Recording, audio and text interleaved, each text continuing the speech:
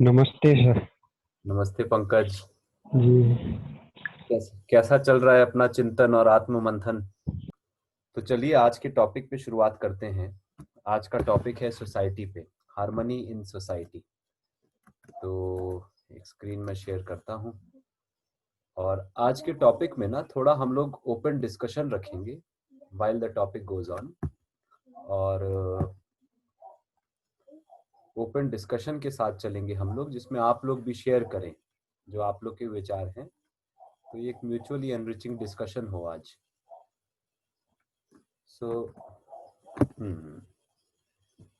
तो अभी तक हमने जो टॉपिक एक्सप्लोर किया, हार्मनी इन ह्यूमन बीइंग और फैमिली की बात की ना, तो आज हम बात करेंगे कि हमारा समाज कैसा हो, उसका कैसा कल्चर हो, कैसा ट्रेडिशन हो, कैसी व्यवस्था हो, जिससे कि वो पूरक हो कि हर फैमिली में भी हार्मनी बने, हर इंडिविजुअल में भी हार्मनी बने, ऐसा समाज हो, और शेष प्रकृति के साथ भी इंसान की हार्मनी रहे। तो वो समाज की व्यवस्था कैसी हो और उसमें मेरा रोल क्या है, इस पे हम लोग आज फिर ध्यान करेंगे। तो आगे बढ़ने से पहले मैं कुछ आप लोगों का विचार जानना चाहूंगा कि आज के समाज की व्यवस्था में आप लोग को क्या क्या कमियां दिखती हैं। सब लोग मिलके चैट में भी डाल सकते हैं या यहाँ पे बोल सकते हैं। जो भी छोटे छोटे पॉइंट्स आए प्लीज शेयर कीजिए, एक डिस्कशन हो हम लोग के बीच में। फिर वो हम बात करेंगे कि कैसे कमियों से हम आगे बढ़ सकते हैं, है ना। तो प्लीज शेयर कीजिए, आज की समाज की व्यवस्था में क्या कमियां दिखती हैं।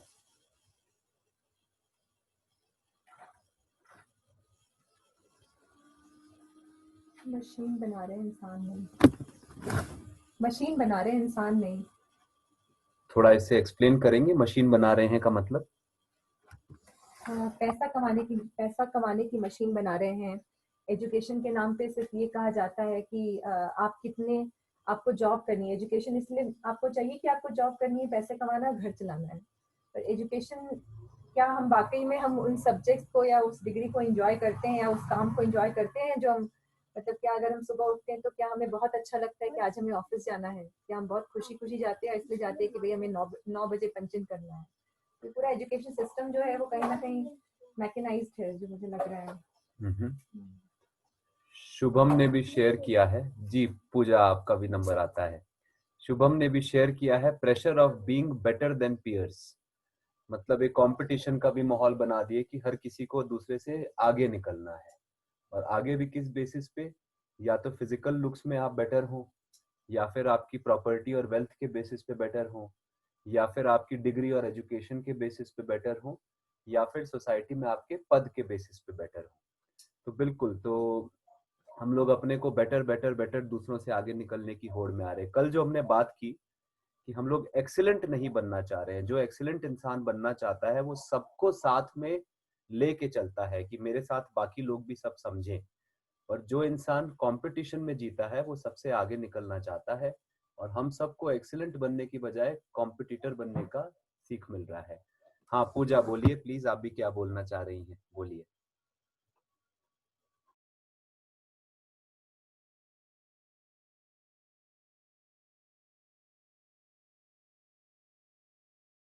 हेलो पूजा, परी, आप कुछ बोलना चाह रहे हो, बोलिए, आपने हाथ उठाया।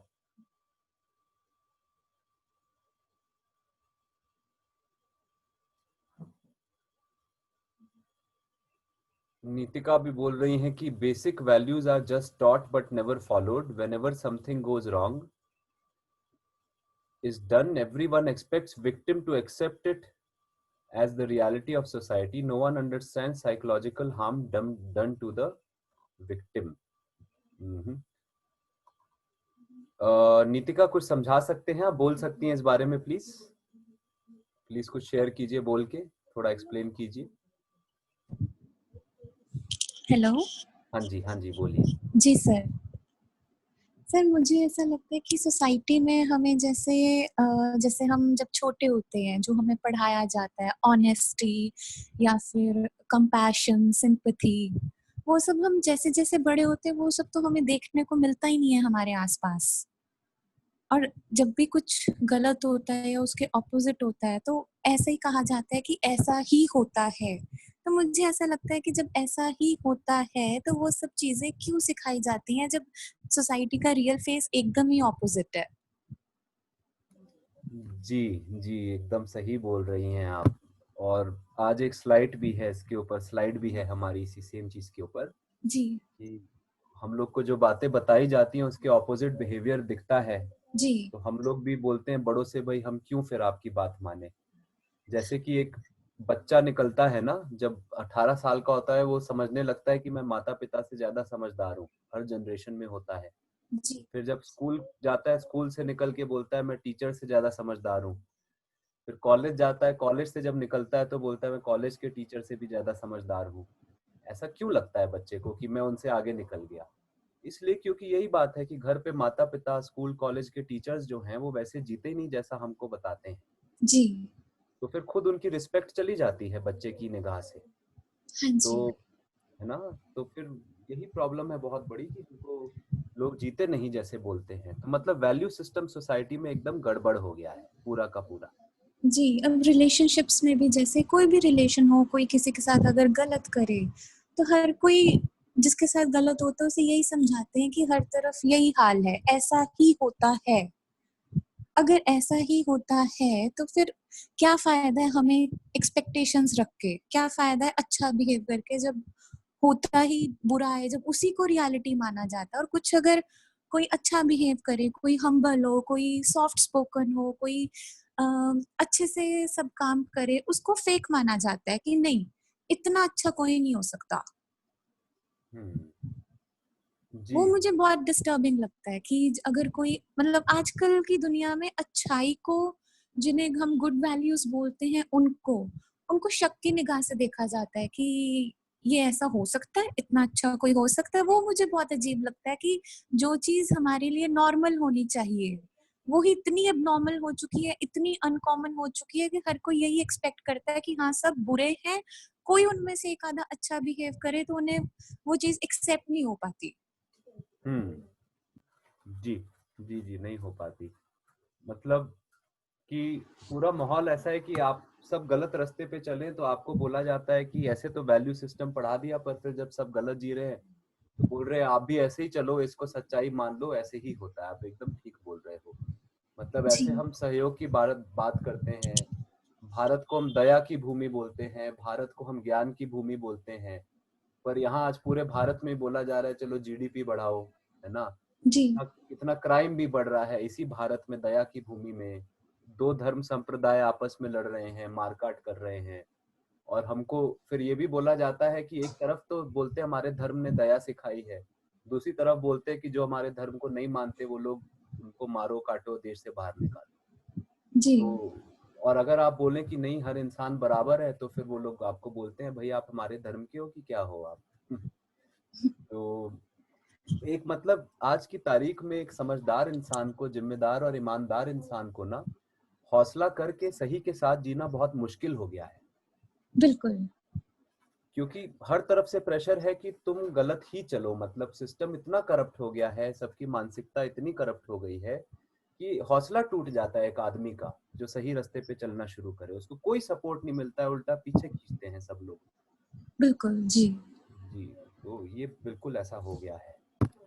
और भी बताइए, और भी क्या पॉइंट्स लगते हैं आप लोग को सोसाइटी के बारे में?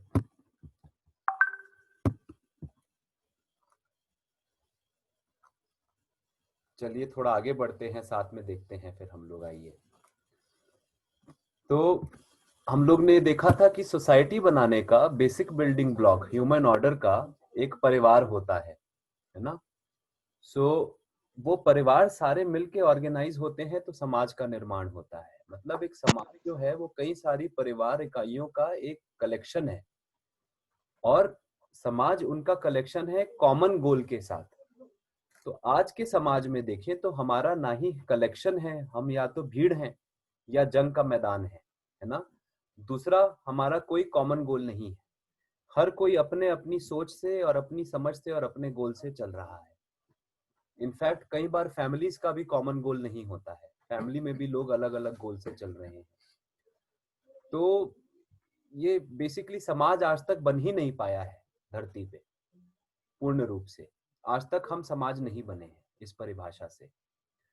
तो हम लोग एक्सप्लोर करें कि ह्यूमन बीइंग का ह्यूमन गोल है क्या, सोसाइटी के रूप में सोसाइटी का ह्यूमन गोल क्या है, और वो अगर सोसाइटी में वो सही सिस्टम एंड ऑर्डर बने कि एक सुंदर समाज, एक सुंदर परंपरा का निर्माण हो, तो वो कैसा सिस्टम होगा जिसमें कि सुंदर समाज का लगातार परंपरा के रूप में चलता रहे।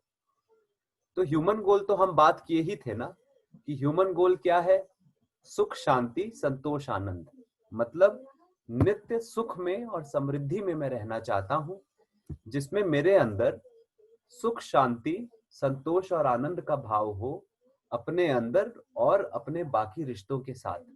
हर इंसान चाहता तो यही है, पर हो नहीं पा रहा है। तो हम सोसाइटी का गोल अगर एक्सप्लोर करें ना, तो 4 मेन कीवर्ड्स निकल के आते हैं यहाँ पे।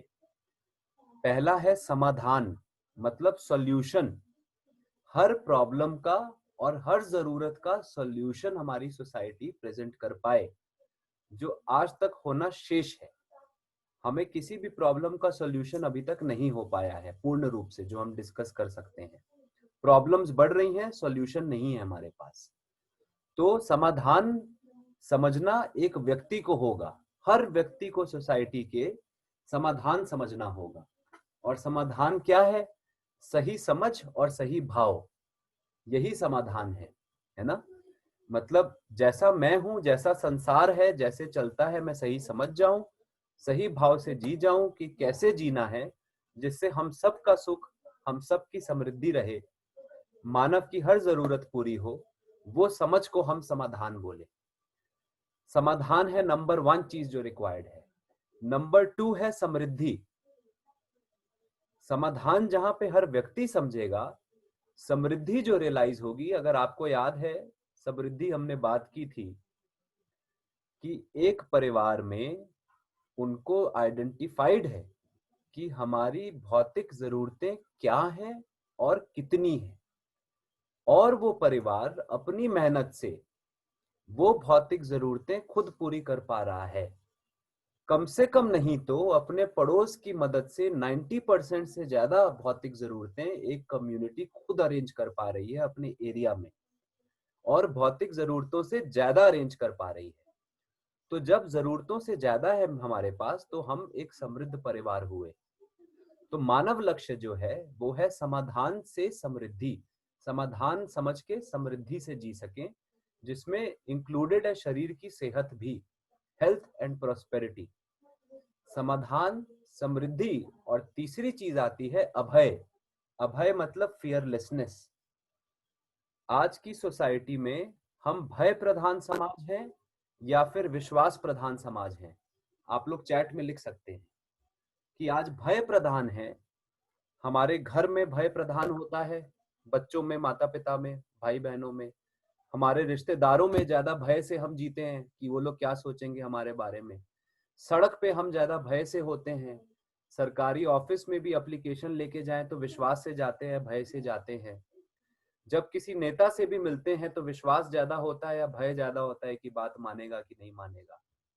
पड़ोसी मुल्क से भी हमको ज्यादा विश्वास है कि भय है, भय का माहौल है। इकोनॉमी में भी हमको विश्वास है या इकोनॉमी में भी अनश्योर है, इकोनॉमी में भी भय है। एनवायरमेंटल चेंज भी जो हो रहा है उसमें वो पॉजिटिव चेंज है, जिससे हमको विश्वास आ रहा है कि भाई ये प्रकृति हमको पालेगी क्योंकि और अच्छी हो रही है धरती की प्रकृति, या हमको भय है कि धरती की प्रकृति खराब हो रही है। तो आज का माहौल भय का है या विश्वास का है? तो तीसरा मानव लक्ष्य है विश्वास।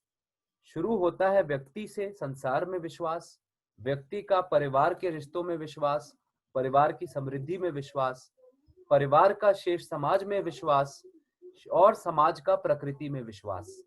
ये हमारा लक्ष्य है। चौथा लक्ष्य है सह-अस्तित्व या कोएग्जिस्टेंस। सह-अस्तित्व का मतलब एक साथ में जीना, एक दूसरे के सहयोग से, मदद से, एक दूसरे के पूरक होके जीना, जिसमें हम एक दूसरे का शोषण नहीं कर रहे हैं। जैसे आज की तारीख में हर देश अपनी इकोनॉमी बनाने के लिए प्रकृति का भी शोषण कर रहा है, हर बिजनेसमैन अपने लेबरर्स का शोषण कर रहा है, राइट। हर कोई अपने क्लाइंट का भी शोषण कर रहा है। जो एम्प्लॉयर है वो एम्प्लॉय का शोषण कर रहा है, एम्प्लॉय भी अपनी हद में एम्प्लॉयर का शोषण कर ही रहा है कि जहां भी काम चोरी हो सके करता है। तो हमको एक दूसरे के सहयोग से और पूरक होके, मतलब जो आप में नहीं है वो मेरे में है, जो मेरे में नहीं है वो आप में है, अगर हम दोनों जुड़ जाए तो 1 और 1 11 हो जाए। 1 और 1 11 होने का जो फीलिंग है उसको हम नाम दे रहे हैं सह अस्तित्व, चौथी जो चीज है। तो शेष इंसान समाज के साथ और प्रकृति के साथ एक दूसरे का पूरक होके जीना, जिसमें सब मिलके आगे बढ़े। तो 4 चीजें हैं मानव लक्ष्य, मतलब जो हमने सुख और समृद्धि बोला ना, कि हम सब हर क्षण सुख समृद्धि में पूरा इंसान 730 करोड़ जीना चाहते हैं, वो होने के लिए हमको समाधान मतलब सही समझ, समृद्धि हर परिवार में, अभय यानी विश्वास, पूरे समाज में एक दूसरे के ऊपर विश्वास, और सह अस्तित्व मतलब एक दूसरे के सहयोग के साथ और प्रेम के साथ जीने की भावना में जीना है। यहाँ पे हमारे समाज को आना है। अब इसमें शायद शुभम ने हाथ उठाया था। शुभम, आप कुछ बोलना चाहेंगे?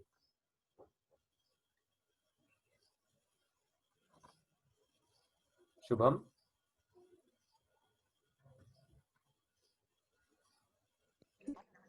हाँ सर, मैं एक्चुअली वो विश्वास और अविश्वास वाली बात पे कहना चाह रहा था जी। उस पे। मेरा जैसे कि कहना है कि आजकल माता पिता इवन अपने बच्चों को बाहर खेलने के लिए भी नहीं भेजते हैं, क्योंकि उनको इस बात का भय रहता है कि उनको कुछ हो जाएगा या मिट्टी से उनको वो गंदे हो जाएंगे। बल्कि वो बेसिक ह्यूमन एग्जिस्टेंस का एक तरीका रहा है कि हम बचपन में जैसे हम लोग भी खेलते थे मिट्टी वगैरह में, तो उससे एक तो इम्यूनिटी वगैरह स्ट्रांग होती है, और मतलब अब जो बच्चा होता है वो अच्छा, उसकी जो बॉडी है उसके पॉजिटिव इम्पैक्ट होता है। तो वही बात है कि आजकल हम लोग हर चीज से इतना, बिल्कुल सही आप कह रहे थे और लोगों ने भी कहा कि डर हमें वाकई में है, और बहुत सारी चीजों से डर है, और इवन ऐसी चीजों से डर है जो जो जिससे हमें डर होना भी नहीं चाहिए। और मतलब कि अननेसेसरी फियर है हमें जी इस जी टाइम जी पे। जी, बिल्कुल बिल्कुल। तो बहुत डर है, ये बात तो सही है। और भी देखिए, हमने पहले दिन ये कवर नहीं किया था कि इंसान का डर किस चीज से ज्यादा बढ़ रहा है। क्या हमारा डर जानवरों से ज्यादा है, हमारा डर प्रकृति से ज्यादा है, या हमारा डर इंसान से ज्यादा है आज की तारीख में? उसमें भी निकल के आया कि हम सब इंसान से ही सबसे ज्यादा डरते हैं, कि इंसान हमारे साथ गलत व्यवहार ना कर बैठे, है ना। तो हमारे अंदर यही बात है कि देखिए, तो डर हर बढ़ रहे हैं। और आपने सही बोला, मिट्टी में खेलने से भी डर बैठा हुआ है कि हाथ गंदे हो जाएंगे। जबकि हम देखें ना, मिट्टी में बैक्टीरिया जो होता है, लाखों साल तक मिट्टी में हाथ गंदे करके जो हम बड़े हुए, हमारा इम्यून सिस्टम अच्छा था। आज पूरे दिन सैनिटाइजर लगा लगा के बैक्टीरिया खत्म कर दिए हम शरीर के बाहर, और एंटीबायोटिक्स खा के शरीर के अंदर। ये बैक्टीरिया हमको बीमारियों से लड़ने में मदद करता है, हमारा दोस्त है। पर हम लोग मिट्टी को भी गंदगी मानने लगे, ये बहुत बड़ी प्रॉब्लम हो गई। तो बेसिकली जितना भी डर बैठा है, 2 कारणों से। एक ये कि हम भ्रम में जी रहे हैं, भ्रमवश हम रस्सी को सांप मान लेते हैं। दूसरा डर कि इंसान इंसान से गलत व्यवहार करता है, जैसे नीतिका बोल रही थी। तो हमें हमेशा डर लगा रहता है कि दूसरा आदमी कभी भी मुझे धोखा दे सकता है, कभी भी कुछ गलत कर सकता है। तो हमको घर में भी डर होता है, घर से लेके सड़क तक में डर है, स्कूल में भी टीचर की पिटाई का डर है। तो हम भय प्रधान समाज हो गए, इंस्टेड ऑफ न्याय प्रधान विश्वास प्रधान समाज। तो इन सब चीजों में देखें ना, तो हमको पहले जीवन में सही समझ बनानी होगी। जब एक एक व्यक्ति में सही समझ, सही भाव होगा, तो फिर हम परिवार के रूप में मिलकर सुखी और समृद्ध परिवार का निर्माण कर पाएंगे, जो न्याय के साथ परिवार जी पाएगा। मतलब परिवार के हर सदस्य को आपसी संबंधों में पूरी पूरकता और संतुष्टि मिल रही होगी, शिकायत मुक्त परिवार होगा। नंबर 3, जब परिवार सुधरेगा तो समाज सुधरना शुरू होगा। आज तक के सॉल्यूशन में हमने बोला व्यक्ति को लिटरेसी दे दो तो समाज सुधर जाएगा। नहीं, व्यक्ति को अपनी समझ का प्रैक्टिस सबसे पहले अपने परिवार में करना होता है। परिवार ही ट्रेनिंग ग्राउंड है जहां आपकी समझ का प्रैक्टिस होता है। जब एक परिवार के 5 सदस्य मिल के आपस में सही से जीने लगेंगे न्याय से, तभी तो वो शेष समाज के साथ न्याय कर पाएंगे। आज सड़क पे हमको जिस इंसान से डर है वो भी तो एक परिवार का सदस्य है ना। वो अगर सड़क पे अन्याय कर रहा है तो घर में भी अन्याय ही होता होगा उससे। ऐसा नहीं हो सकता कि एक परिवार अंदर में न्याय से जीता हो पर शेष संसार के साथ अन्याय करता हो। तो हमारे परिवारों में भी अन्याय हो रहा है। तो सॉल्यूशन परिवार से ही शुरू होगा कि परिवार में हर सदस्य सही समझे और मिल के परिवार अपनी समृद्धि बनाए। फिर ऐसे कई परिवार मिलेंगे, गांव मिलेंगे, तो मिल के एक ऐसा समाज बनेगा जो सही समझ और समृद्धि के साथ आपसी न्याय के साथ जीने लायक समाज हो पाएगा।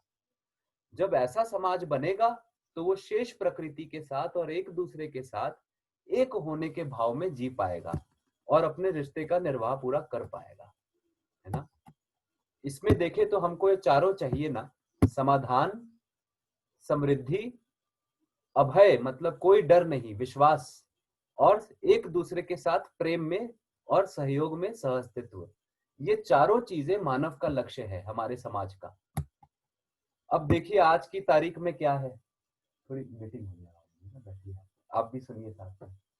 तो आज के समाज में क्या है, हम इस लक्ष्य से बहुत दूर हैं। हमको किसी ने नहीं बताया कि हमारा क्या लक्ष्य है।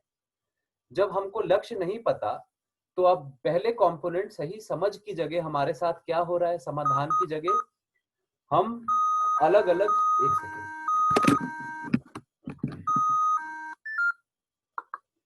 हम अलग अलग मान्यताओं के साथ जी रहे हैं बिना जाने जो माने, जैसे कि पैसा ही सब कुछ है। जीवन के सफलता का मापदंड, एक परिवार की सफलता का मापदंड पैसे से है कि हमारे पास कितना पैसा है। ये एक उदाहरण है एक मान्यता का, है ना। ये मतलब ये भ्रम है हमारा। हम मान लिए पैसा ही सब कुछ है, पर पिछले दिनों में हम देखे कि पैसा तो कहीं भी फिगर नहीं होता है। पैसा केवल एक साधन है हमारे शरीर के लिए जरूरी सुविधा को लाने में। वो भी साधन वहां जहां मेरा परिवार और मेरा गांव मिलके ये सुविधा खुद नहीं बना सकता, है ना। तो हर आदमी जब इस भाव से जीता है कि पैसा ही सब कुछ है, या जैसे पंकज ने, आपने शायद बोला था कि कंपटीशन में मेरे को जीना है, मुझे औरों से आगे निकलना है। हर व्यक्ति गलत वो भाव लेके जी रहा है, गलत अजम्पशन है। तो समझ की जगह हम प्री कंडीशनिंग और मान्यताओं से जी रहे हैं। मतलब सत्य को जानने और समझने की बजाय हम कई सारे भ्रमों को सच मान के जी रहे हैं। नंबर 2, समृद्धि की जगह हर परिवार में क्या आ रही है। हर परिवार, आज ज्यादातर परिवार दरिद्रता के भाव में हम जी रहे हैं। चाहे गरीब परिवार हो, मिडिल क्लास परिवार हो या अमीर परिवार हो, अगर हम देखें तो हम सब इकट्ठा करने की होड़ में हैं। जितना धन इकट्ठा कर सके करें, जितनी जमीन इकट्ठी कर सके करें, मतलब बढ़ाते जाएं हम लोग, है ना। तो कई सारे लोग ऐसे हैं समाज में जो बहुत पैसा होते हुए भी या ठीक ठाक पैसा होते हुए भी और इकट्ठा करना चाहते हैं। तो समृद्धि की जगह हम दरिद्रता में जी रहे हैं। मतलब मुझे और चाहिए, मैं संतुष्ट नहीं हूं, मेरी जरूरतें अभी भी पूरी नहीं हुई, मुझे और चाहिए, इस भाव में जी रहे हैं।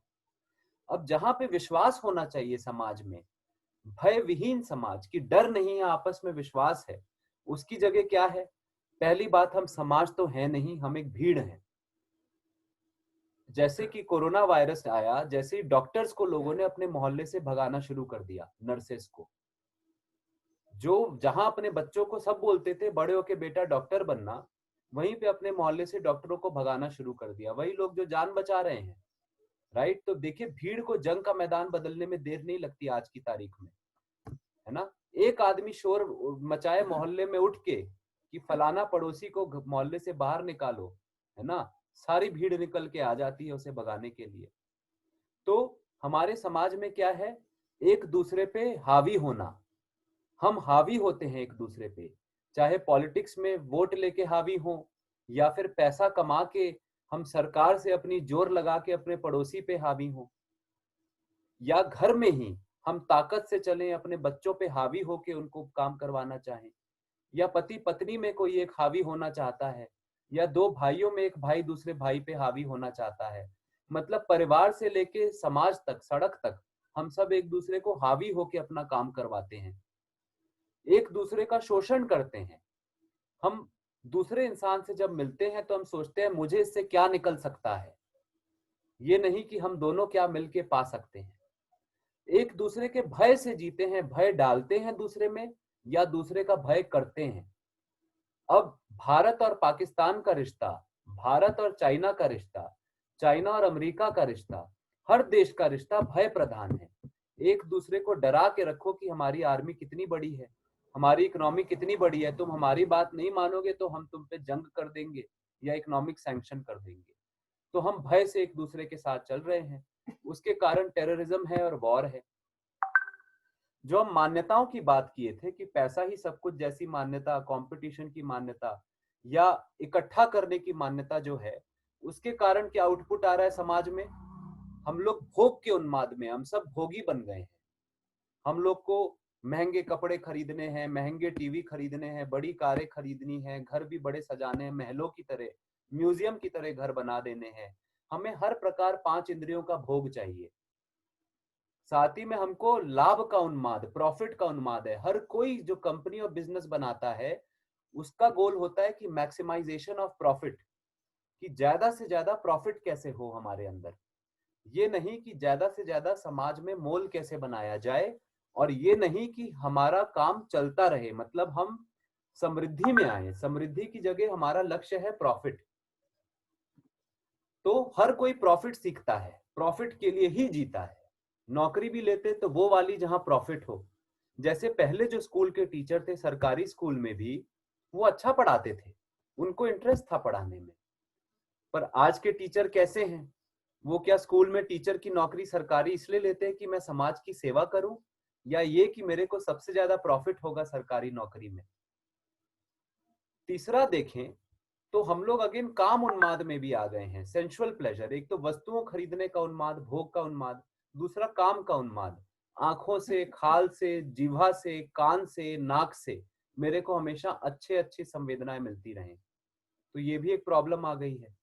तो हम अलग अलग प्रकार के उन्माद में जी रहे हैं। ये उन्माद कन्वर्ट हो जाता है टेररिज्म और वॉर में। जब भय ऐड हो जाता है तो एक दूसरे से लड़ने लगते, चिल्लाने लगते हैं। चौथे लेवल पे संसार में एक दूसरे के साथ और प्रकृति के साथ संतुलन बनाने की बजाय हम लोग क्या, प्रकृति का शोषण और उस पे मास्टरी करने की कोशिश कर रहे हैं कि टेक्नोलॉजी लगाओ और प्रकृति पे जीत पाओ। इंसान अपने को प्रकृति से ज्यादा बड़ा मान लिया है। चांद पे क्या नहीं भेज दी सैटेलाइट या एक रॉकेट, सोचता है उसने जीत लिया है प्रकृति को। इसका रिजल्ट हम देख रहे हैं कि संसार में सारे रिसोर्स प्राकृतिक खत्म हो रहे हैं।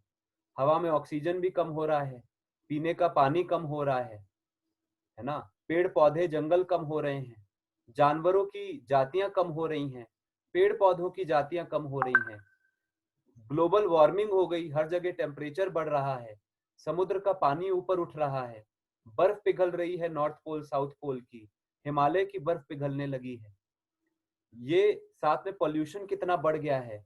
ये करते करते जो हालत चल रही है, अगर ऐसे ही चला तो 50 सालों में धरती जीने लायक तो शायद नहीं रहेगी। हम लोग कोरोना वायरस तो छोड़िए, हम ऐसे ही मर जाएंगे। कोरोना वायरस ने मुश्किल से कुछ लाख लोगों को धरती पे मारा, उसमें से भी 80% लोग वो थे जो पहले से ही बीमार थे या हॉस्पिटल में थे या बीमारी की अंतिम अवस्था में थे। उनमें से केवल 20-30% लोग स्वस्थ थे जिनकी डेथ हुई। अगर कोरोना वायरस नहीं होता और हमारे समाज नॉर्मल चलता तो हर दिन रोड एक्सीडेंट में ज्यादा लोग मर रहे थे, ट्रेन एक्सीडेंट में ज्यादा लोग मर रहे थे, टेररिज्म के कारण लोग ज्यादा मर रहे थे, और जंग से ज्यादा लोग तो आज तक किसी ने नहीं मारे, राइट? तो ऐसी हालत बनती जा रही है कि हम लोग प्रकृति का भी बुरा हालत किए और प्रकृति एक दिन मुड़ के हमको ही खत्म करने आ जाएगी। कोरोना वायरस हमको एक गुरु के रूप में भेजा है प्रकृति ने कि तुम बच्चों अभी भी संभल जाओ, समझ जाओ कि मेरे साथ कैसे जीना है। है ना। तो कई सारी गलत मान्यताएं लिए हुए हैं जो हम पहले भी डिस्कस किए हैं, है ना। हमारा समाज आज की तारीख में 3 चीजों के बारे में सही जान के जी रहा है कि मान के। नंबर 1, इंसान के रूप में मैं क्या हूं, हर इंसान क्या सही समझा है? क्या वो अपने को समझा है कि मैं जीवन हूं शरीर के साथ, या फिर मैं केवल शरीर हूं? नंबर 2, प्रकृति को क्या समझा है इंसान?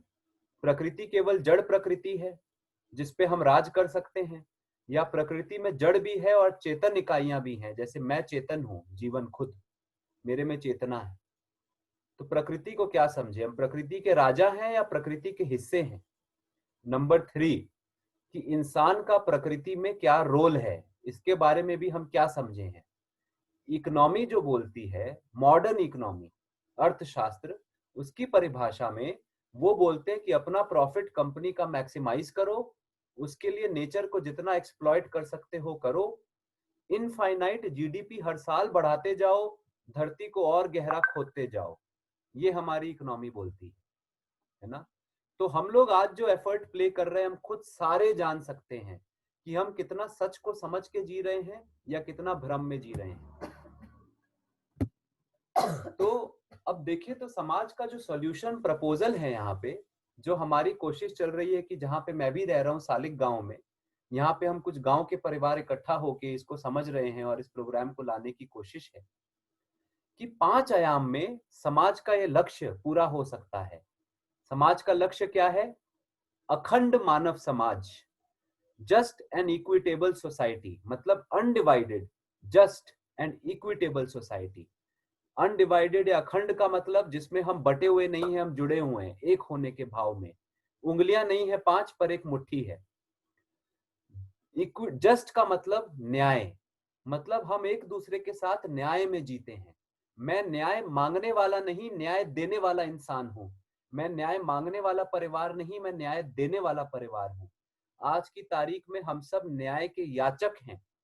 हम अपने घर में न्याय मांगते हैं, पड़ोसियों से न्याय मांगते हैं, सरकार से न्याय मांगते हैं, कोर्ट से न्याय मांगते हैं, पर हम लोग कोई न्याय देने वाले नहीं हैं। हम लोग दूसरों को न्याय नहीं देते। अगर समाज में हर परिवार न्याय देने वाला हो जाए तो न्याय याचना की जरूरत ही नहीं पड़ेगी। तो अखंड मानव समाज, न्यायिक मानव समाज और इक्विटेबल मानव समाज। इक्विटेबल का मतलब इक्वल नहीं, ये नहीं कि हर किसी को बराबर मिले, नहीं। इक्विटेबल का मतलब जिसको जितनी जरूरतें हो उतना सबको मिले। ऐसा समाज जो मिल के सुनिश्चित करे, ऐसा एक गांव हो जो मिल के सुनिश्चित करे कि हमारे गांव में एक एक परिवार की जो जरूरतें हैं वो सारी पूरी हो। किसी परिवार के सदस्य ज्यादा हैं तो उनको भोजन कपड़ा ज्यादा लगेगा, किसी परिवार में अगर कोई बीमार है तो उनको दवाई ज्यादा लगेगी। इस प्रकार से हर परिवार की अलग जरूरतें होती हैं, है ना। तो हर परिवार की सारी जरूरतें पूरी हों, इसको कहे इक्विटेबल। इक्वल नहीं, इक्विटेबल। तो अखंड समाज, न्यायिक समाज, इक्विटेबल समाज, ये हो। जब ऐसा होगा, ये होने के लिए हमको समाधान चाहिए जो हर व्यक्ति समाधान समझेगा। मानव जीवन जीने का समाधान क्या है? दूसरा, समृद्धि होगी हर परिवार में। तीसरा, विश्वास अभय होगा समाज में। चौथा, शेष संसार और आपसी समाज में हम सह अस्तित्व के रूप में एक दूसरे के पूरक होके जी रहे होंगे। अब इस पूरे प्रोग्राम के 5 आयाम हैं जो प्रपोजल है। ये 5 आयाम में काम अगर हमारा होगा ना, तो दुनिया में पूरा मानव परिवार वन फैमिली हो जाएगा। The whole society will be one family. ये हमारा लक्ष्य है। कोएग्जिस्टेंस, सहअस्तित्व जो बोले, यूनिवर्सल ह्यूमन फैमिली। पूरा संसार एक परिवार हो जाएगा, एक भीड़ की जगह। तो वो होने के लिए हमको सही शिक्षा चाहिए। नंबर 1, शिक्षा और संस्कार, यही मूलभूत भूमि है जिसके ऊपर एक सही व्यक्ति, एक सच्चे व्यक्ति, एक सच्चे इंसान का निर्माण हो सकता है, एक समझदार इंसान का। समझदार इंसान होगा, संस्कारी इंसान होगा, तो समझदार और संस्कारी समाज होगा। तो शिक्षा और संस्कार सबसे मेन इंपॉर्टेंट चीज, हमारी पहली डायमेंशन। दूसरा आयाम हमारा स्वास्थ्य और संयम। हम लोग आजकल हॉस्पिटल के इंफ्रास्ट्रक्चर पे कितना निर्भर हैं। कल मोदी जी ने ही बोला उस दिन की 1 लाख करोड़ का या पता नहीं कितने का हॉस्पिटल बनाने का पैकेज निकाल रहे हैं। पर क्या हम लोग इस बात पे ख्याल कर रहे हैं कि हम लोग अगर परिवारों में ही हमारे शिक्षा होती कि कैसे खाना पीना है, कैसे मेहनत करनी, क्या प्राणायाम करना है, क्या व्यायाम करना है, कैसे हमारे सांस लेनी है, अगर हमको बेसिक चीजें पता होती ना खाने पीने, प्राणायाम, व्यायाम, सांस के बारे में, तो हॉस्पिटलों की जरूरत ही नहीं पड़ेगी। इस पे भी आगे देखेंगे हम। तीसरा तो हेल्थ का क्या प्रोग्राम हो कि वो परिवार ही स्वस्थ जिए। तीसरा है प्रोडक्शन और वर्क, मतलब उत्पादन और कार्य। हर परिवार और हर गांव मतलब इलाका अपनी जरूरत का 90% सामान कम से कम खुद उत्पादन कर सकता है प्रकृति से जुड़ के। इसकी एजुकेशन और ट्रेनिंग हो, साथ में जो हमारी प्रकृति है और आपसी जो उत्पादन है उसकी सुरक्षा भी हो, इकोनॉमी की सुरक्षा। आज इकोनॉमी कैसे डाउन हो जाती है, पूरी सेंट्रलाइज्ड इकोनॉमी है। आज कोरोना वायरस आने के कारण जहां सड़कें बंद हुई, गांव की भी इकोनॉमी बंद हो गई है। वर्सेस यही गांव अगर पूरा सामान खुद बनाता है, आपस में बांटता है, तो इसको सड़कों की इतनी जरूरत नहीं है, फिर इनको बाहर नौकरियों की जरूरत नहीं है, फिर आपस में पूर्ण है। चौथा पार्ट आता है आपस में न्याय और सुरक्षा। इसका मतलब कि हम लोग रिश्तों में एक परिवार से लेके, गांव से लेके, पूरे देश से लेके समाज तक, पूरे संसार में हम एक दूसरे का न्याय कैसे प्रदान कर सकें एक दूसरे के साथ। मतलब सब लोग मिल के तृप्त हो सकें, सबकी जरूरतें पूरी हों, उसको हम न्याय बोले। तो न्याय की अरेंजमेंट में हमारी नई गवर्नेंस काउंसिल होगी, एक स्वराज्य की नई सरकार होगी जो कि एग्जिस्टिंग सरकार के साथ काम करेगी। हम ये नहीं बोल रहे कि हम किसी को उखाड़ फेंक रहे हैं, ये विद्रोह नहीं है। जैसी डेमोक्रेसी हर देश में चल रही है वो चलती रहे, पर उसके साथ हर परिवार और हर गांव मिलके अपने स्वराज्य में अपनी सरकार बना के भी पैरेलल में चल सकता है, जिसकी कोशिश भारत में हुई पंचायत के नाम से, पर वो कोशिश विफल हुई, वो कामयाब नहीं हो पाई। तो अपनी वो न्याय की अवस्था कैसी हो जिससे ये सारी डायमेंशंस, पांचों का प्रोग्राम एक गांव मिलके और एक देश मिलके चला सके। पांचवा हमारा एक्सचेंज और स्टोरेज, मतलब डिस्ट्रीब्यूशन और स्टोरेज। मतलब जो भी हमने प्रोड्यूस किया है मिलके, उसको आपस में कैसे बांटें। बांटना ऐसे हो कि सबकी जरूरतें पूरी हो, ये नहीं कि मेरा प्रॉफिट हो। आप समझ रहे हैं, ये भी हम आएंगे इस पे।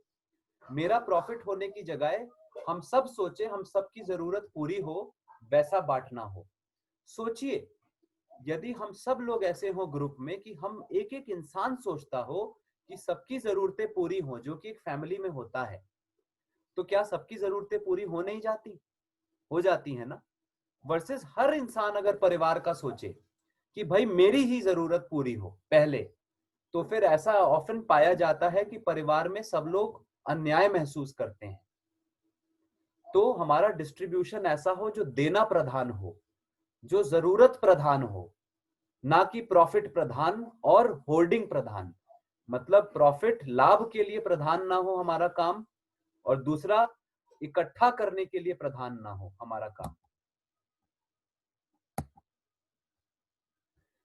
तो एजुकेशन संस्कार की जो बात की है, शिक्षा संस्कार कि हर इंसान जीने के तरीके को चारों लेवल में समझे, व्यक्ति से, परिवार से, समाज से, प्रकृति की तरफ।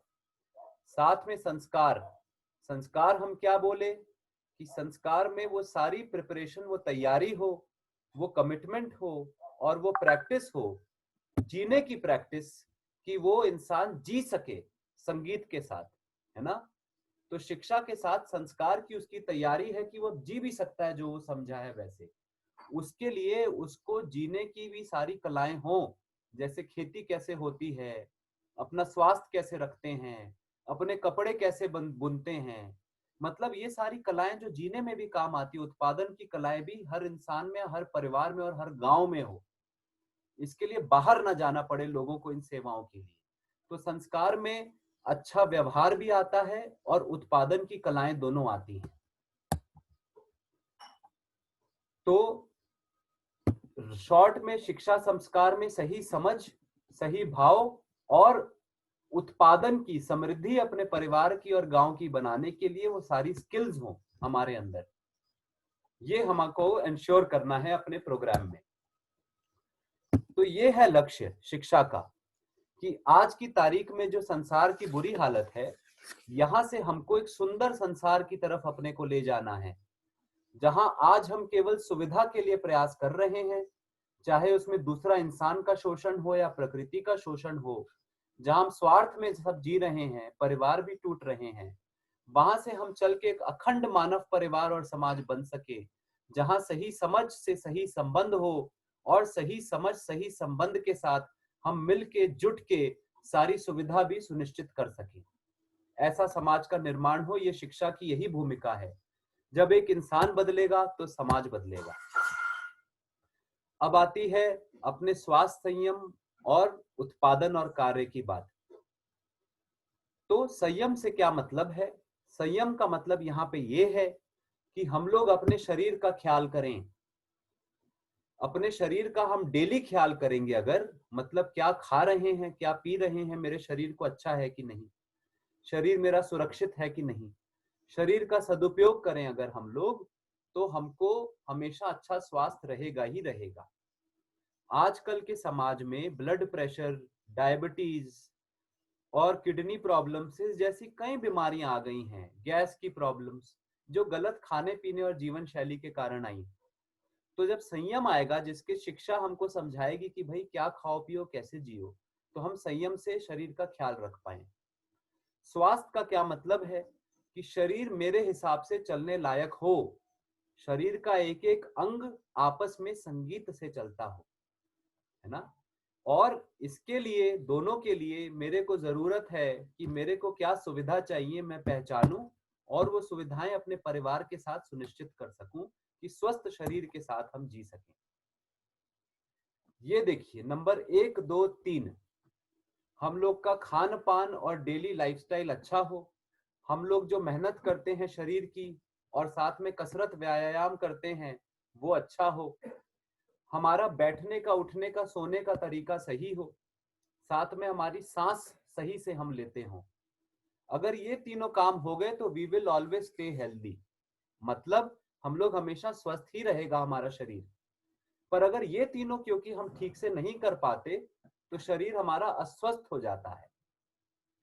जब किसी कारणवश शरीर अस्वस्थ हुआ टेम्परेरी, तो हम दवाई लेके उसको वापस स्वास्थ्य में ले आते हैं, पर इस दवाई की, डॉक्टर की और हॉस्पिटल की तब जरूरत है जब हम खुद स्वस्थ नहीं जी पा रहे हैं।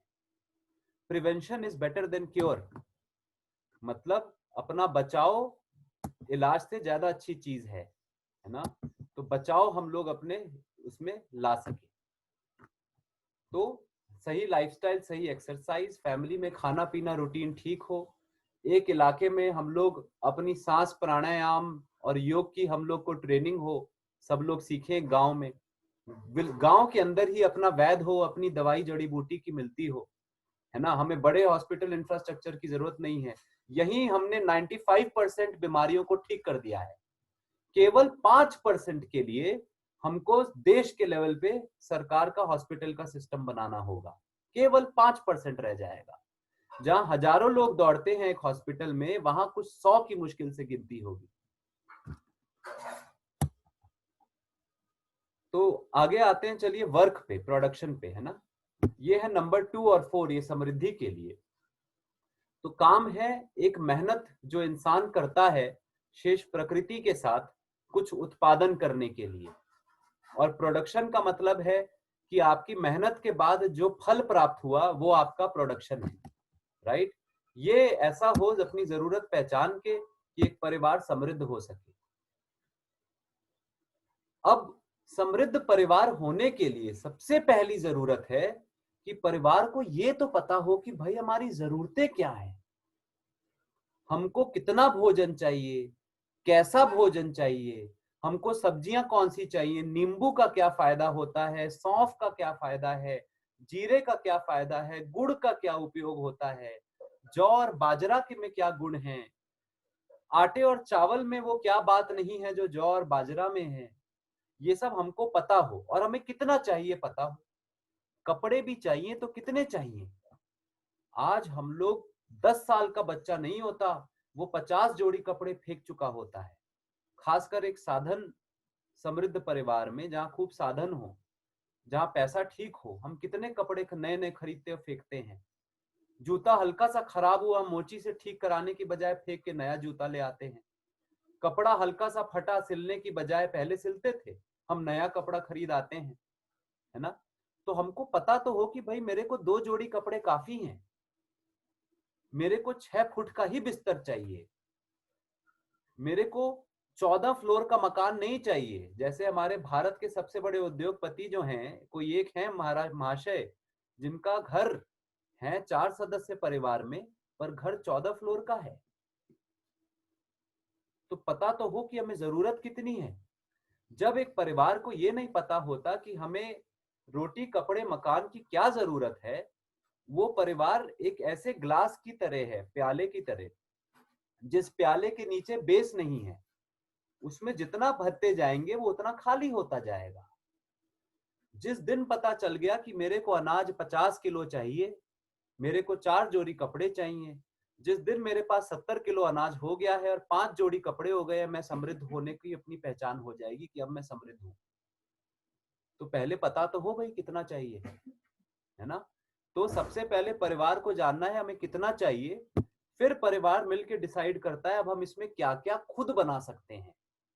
जैसे अपना साबुन हमें चाहिए, तो अपना रीठा उगाएं खेत में, और अपने घर पे हम बायो एंजाइम बनाएंगे अपने सब्जियों के छिलके से, और नहाने धोने का सफाई का साबुन हम घर में बनाएंगे। ये हर परिवार खुद कर सकता है। हम मार्केट पे निर्भर नहीं जिएंगे, अपनी सब्जियां भी खुद उगाएंगे। तो परिवार को जब पता है कि लिस्ट बन गई कि ये सामान चाहिए हर महीने, तो चलो मिल के हम इसमें 90% या 80% तो ला सकते हैं ना अपनी मेहनत से। फिर पैसा किस लिए चाहिए भाई? केवल उस 10% के लिए जो मेरा परिवार खुद नहीं कर सकता। साथ में क्या प्रोड्यूस करना है और कैसे प्रोड्यूस करना है। मतलब अब पता है साबुन बनाने हैं खुद के, तो कैसे बनाने हम सीख लें कि कैसे बनाना है। अब आप यहां देखिए, तो प्रकृति में ना, पूरी प्रकृति आपस में साइक्लिक है, मतलब आवर्तनशील है। प्रकृति एक दूसरे की पूरक है। मतलब जो पेड़ पौधे हैं और हवा पानी है, ये एक दूसरे के पूरक है। पेड़ पौधे हवा पानी से बनते हैं, पेड़ पौधे उगते हैं मिट्टी में। जब पेड़ वापस मरता है, वो मिट्टी में घुल जाता है, मिल जाता है, वो फिर मिट्टी बन जाता है, हवा पानी बन जाता है।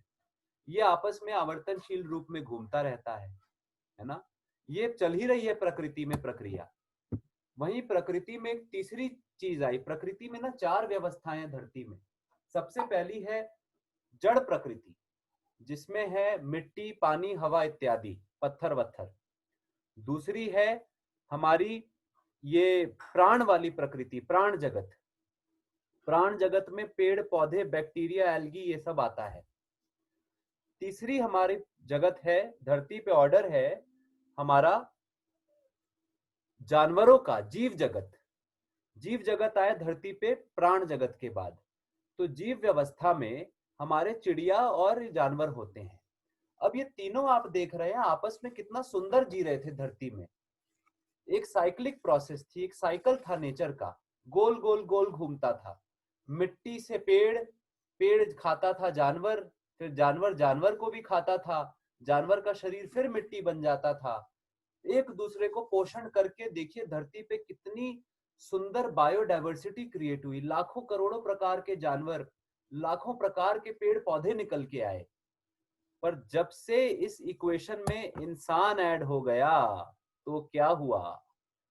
पिछले 100-200 सालों में ही धरती के 460 करोड़ साल का जो इतिहास है, 100 सालों में ही हमने मिटा डाला। हमने 100 सालों में इतना कुछ नुकसान कर दिया जो करोड़ों साल में धरती में हो सकता था शायद। 100 सालों में हमने नक्शा बदल दिया है। जहां पे ये तीनों जगत आपस में पूरक होके जी रहे थे, अब हम इंसानों पे आ जाएं। हम क्या पूरक होके जी रहे हैं जगत के साथ? क्या हम पेड़ पौधों के साथ पूरक हैं, या हम उनका शोषण करके जंगल खत्म कर रहे हैं? क्या हम चिड़ियों और जानवरों के पूरक हैं या फिर हम उनका भी शोषण करके उनको भी खत्म कर रहे हैं? क्या आप जानते हैं धरती पे एक साल में करीब 7,000 करोड़ जानवरों को हम मार के इंसान खाते हैं। 7,000 करोड़ जानवर, जितने की इंसान आज तक धरती में पैदा नहीं हुए, उससे ज्यादा जानवर हम एक साल में मार के खाते हैं। धरती में कितने जानवर 100 सालों में एक्सटिंक्ट हो गए हैं। शेर खत्म हो गए, गेंडे खत्म हो गए, ना जाने क्या क्या प्रजातियां उड़ गई हैं 100 सालों में। तो इंसान ने बेड़ा गर्क कर दिया सबका। हवा भी खराब कर दी, जड़ जगत में भी हवा खराब कर दी, पानी प्रदूषित कर दिया, सॉइल में फर्टिलाइजर मिट्टी में डाल डाल के भूमि को भी बंजर कर दिया।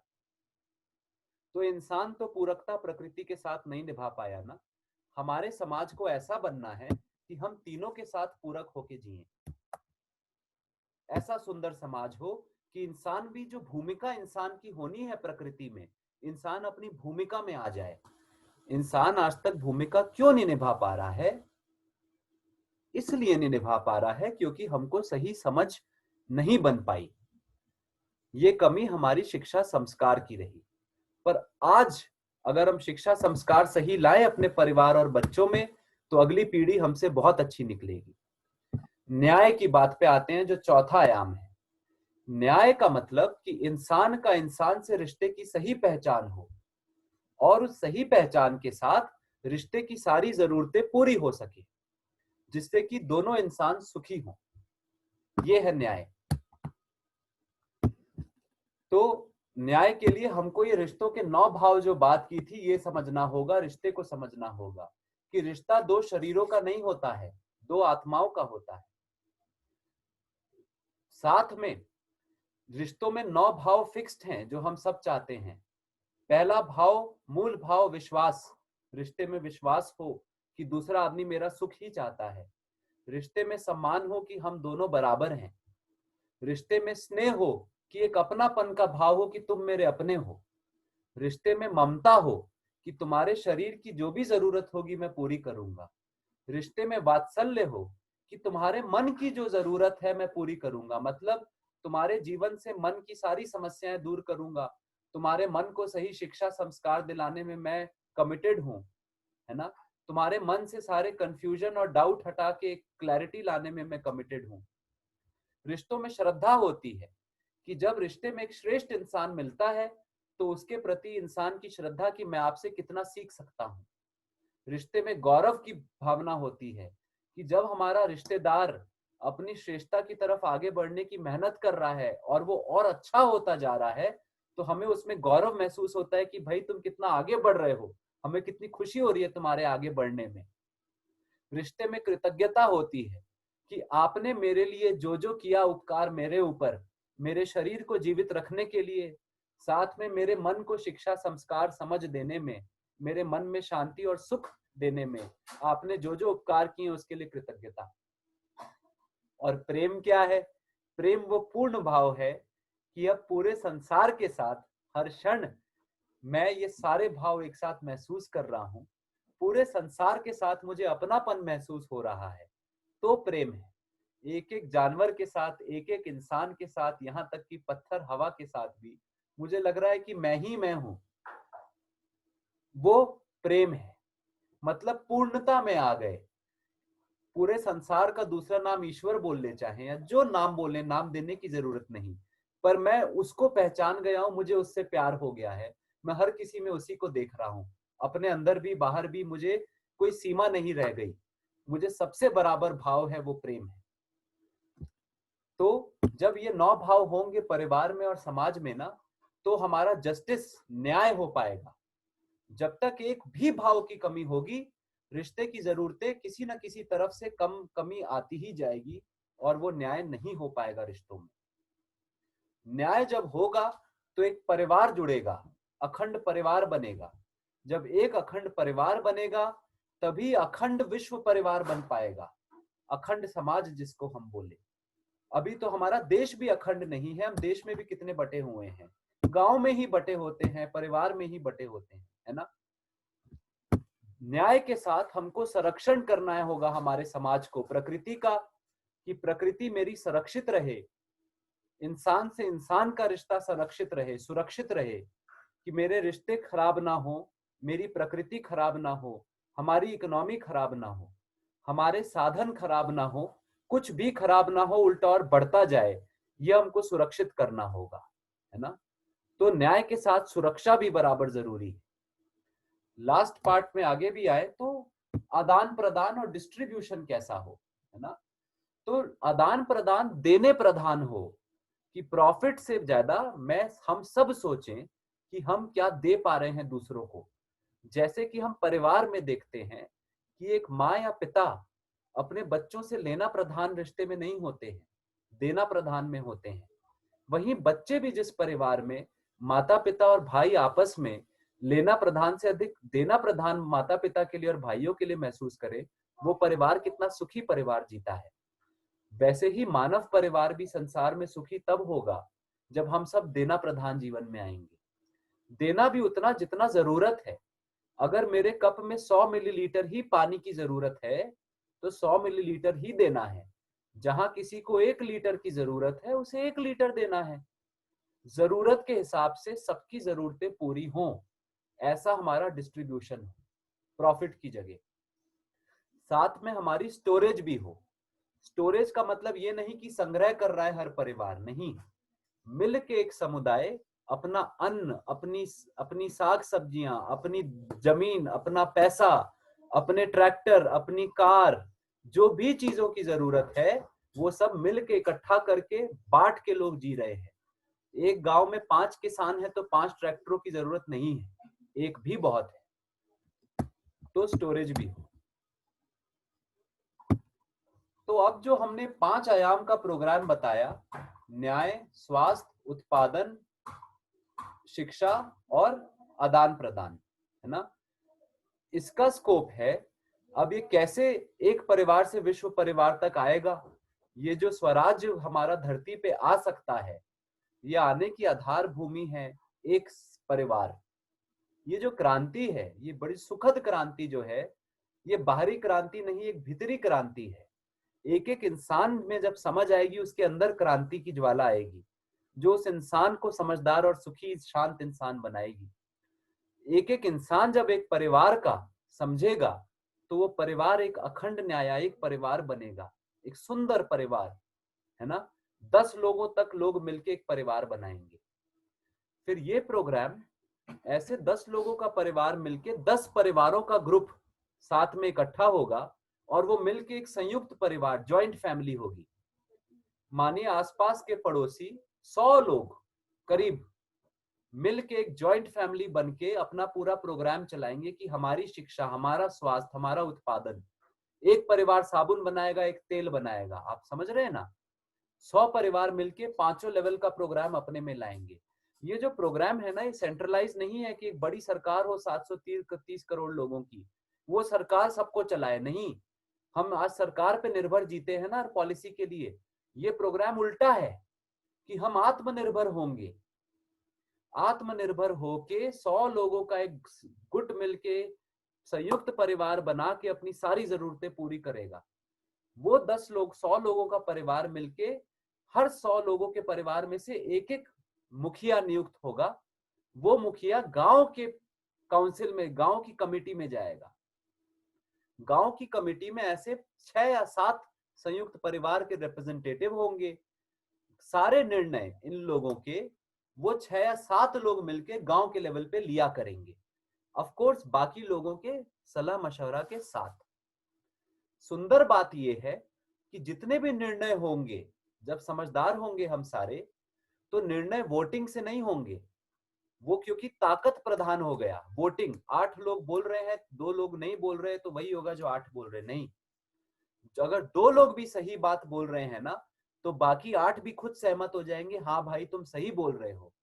10 के 10 लोग मिलके एक ही निर्णय लिया करेंगे। ये कंसेंसस बेस्ड सॉल्यूशन होगा। और ये चलते चलते गांव से लेके गांव के समूह, गांव के समूह से लेके एक स्टेट, स्टेट से लेके एक राष्ट्र, राष्ट्र से लेके विश्व राष्ट्र, यहां तक हर स्तर पे हद से हद 10 लोग बैठे होंगे जो निर्णय लिया करते होंगे। हर स्तर पे ऊंचे वाले स्तर के लिए वो लोग अपना एक श्रेष्ठ इंसान भेजा करेंगे। अगेन वोटिंग से नहीं, इलेक्शन से नहीं, सिलेक्शन से, कि हम सब मिलके एक राय में बोलते कि ये इंसान हमारे ग्रुप में श्रेष्ठ है, हमारे गांव का एक आदमी जो हम भेजेंगे अपनी तहसील के लिए। और वो तहसील में से वो जो ग्रुप 10 गांवों के एरिया का होगा, वो हर तहसील मिलके बोलेगी कि हम अपने डिस्ट्रिक्ट के लिए एक श्रेष्ठ आदमी अपने 10 लोगों में से भेजेंगे। इस प्रकार से सोचिए, अपने गांव से शुरू होके विश्व राष्ट्र तक, अपने भारत के राष्ट्र तक भी हम लोग वैसे लोग नहीं होंगे लीडर्स हमारे जो वोटिंग लेके आए हैं अपना पैसा फेंक कर, पर वो लोग लीडर होंगे हमारे जो कि सबसे समझदार लोग पहचाने गए। सबसे पहले तो उनके परिवार ने नियुक्त किया कि तुम मेरे परिवार में सबसे समझदार हो, फिर उनके गांव ने नियुक्त किया कि अपने गांव में तुम बड़े समझदार इंसान हो, काबिल हो, फिर अपनी डिस्ट्रिक्ट ने नियुक्त किया कि तुम हमारे डिस्ट्रिक्ट के भी सबसे समझदार इंसान हो या सबसे समझदार इंसानों में से एक हो। तो समझदारी के बेसिस पे हमारे लीडर्स बनेंगे, काबिलियत के बेसिस पे, और निर्णय वोटिंग से नहीं, एक राय से होंगे सबके। ऐसी सरकार होगी हमारी विश्व समाज की।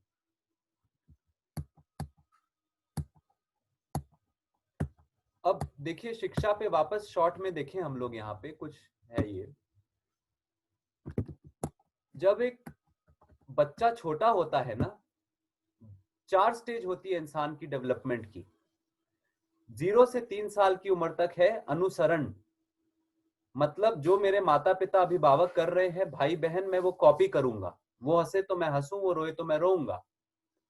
फिर उसके बाद 6 साल की उम्र तक अनुकरण, मतलब वो जहां जाएंगे मैं उनके पीछे पीछे जाऊंगा।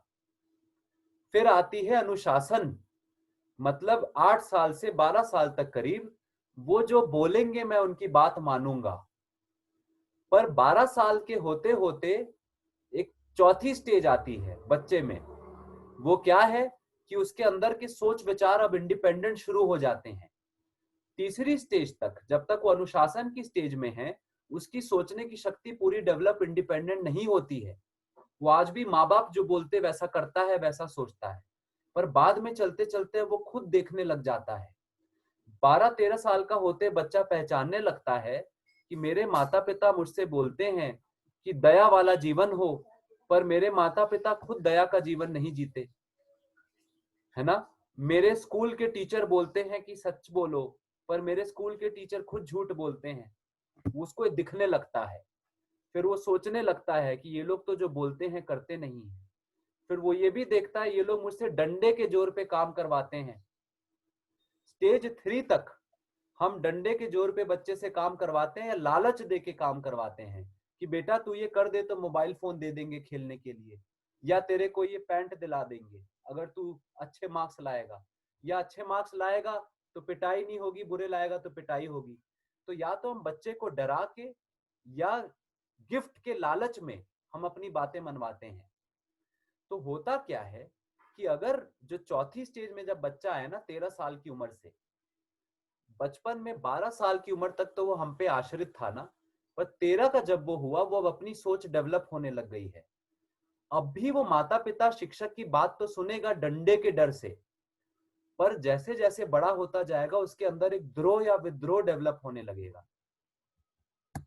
उसके अंदर एक ऑपोजिशन और रिवोल्ट आएगा कि वो आपको बोल तो नहीं रहा है, पर मन मन में उसके कुंठा जग रही है। हर बार जब डंडे के जोर से वो काम कर रहा है ना, पढ़ने भी बैठ रहा है डर के, मार के डर से, तो उसके मन में एक विद्रोह जाग रहा है, द्रोह जो उसके भीतर का है। जब वो 16 साल का हो जाएगा, वो द्रोह बाहर आने लग जाएगा और वो विद्रोह हो जाएगा। इसीलिए कई माता पिता ऐसा कहते हुए सुनते हैं हम लोग कि हमारा बच्चा 16 साल का हुआ नहीं कि उसने अपनी मनमानी शुरू कर दी है। अरे बच्चा जब तक माता पिता पे निर्भर था ना बचपन में, उसको उनकी बातें समझ में नहीं आती थी, पर डंडे के जोर से वो चलता था क्योंकि वो निर्भर था आप पे। जिस दिन बच्चा आत्मनिर्भर हो गया, वो अब अपनी मनमानी से जिएगा। क्योंकि हम अपने से पूछें, क्या कोई भी इंसान वो काम करना चाहता है जो वो समझा नहीं है, जो उसको ठीक नहीं लगता? कोई नहीं करना चाहता, हम भी नहीं करना चाहते, है ना।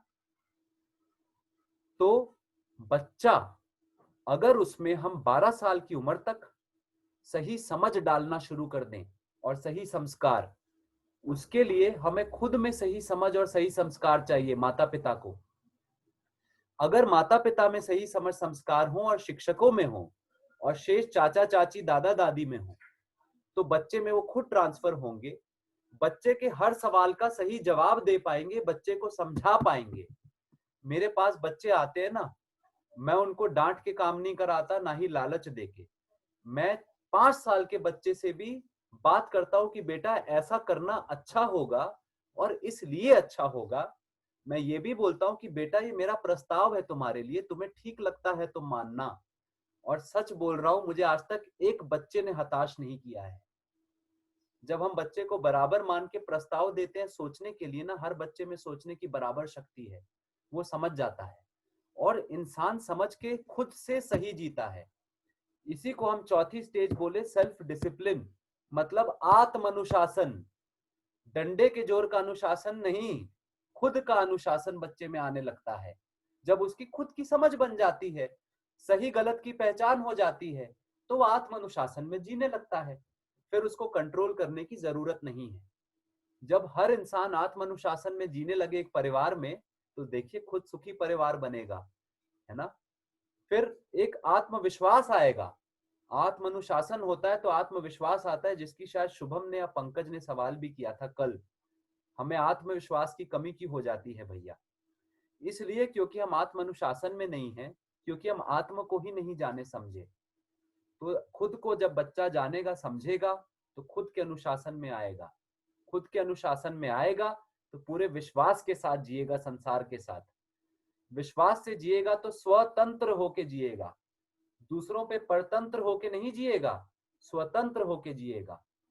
तो शिक्षा में हमारे बच्चों को हमने किताबें नहीं पकड़ानी है, हमने डंडा नहीं मारना है, हमने उनको सही समझ देनी है। मेन काम, अगर बच्चे को सही समझ मिल गई तो वो खुद किताबें उठाता है पढ़ाई करने के लिए, है ना। तो शिक्षा का मेन काम सही समझ। और देखिए अगर शिक्षा हमने नहीं दी तो लेफ्ट में आप चार्ट देख रहे हैं, मानव की हालत क्या होती है जब मान के भ्रम में जीते हैं। हमारा दिमाग इधर का उधर खिचड़ी पकाता रहता है, बम ब्लास्ट होते रहते हैं, है ना, क्लियर दिमाग नहीं है। गलत शिक्षा मिल जाती है तो एक दूसरे पे दबाव बना के जीते हैं, अपनी मनमानी करवाते हैं दूसरों से, विद्रोह होता है। विद्रोह सबसे पहले बच्चा माता पिता के साथ करता है, फिर बच्चा बड़ा होते हुए समाज के साथ विद्रोह करता है और क्राइम होने लगते हैं, चोरी डकैती रेप लूट करप्शन, ये सब होने लगता है उसके विद्रोह में। यहां से समाज में हम लोग की स्ट्रगल शुरू हो जाती है, जंग तक छिड़ जाते हैं, क्योंकि हर स्तर पे समाज में हम डोमिनेट करके एक दूसरे को जीने की आदत है। एक एक नेता जिनको हम बोलते हैं नेता कितने खराब हैं, हम लोग क्रिमिनल बना देते हैं इंसान को, कि जो क्राइम करता है बोलते हैं कितना खराब इंसान है ये। पर हम शायद ये भूल जाते हैं कि शायद हमारी जिम्मेदारी में कमी रह गई कि हम उसे सही समझ ना दे पाए। हमारे समाज का फेलियर हुआ कि हम ऐसे लोग आज भी हमारे बच्चे बन के बड़े हो रहे हैं। जो बच्चे खो गए, काम नहीं करते, आलस में जीते हैं, ड्रग्स में चले जाते हैं, हम बच्चों को बुरा मानते हैं। शायद ये समझना भूले कि हमारी कमी तो नहीं हो गई कहीं, है ना। ये प्रॉब्लम है।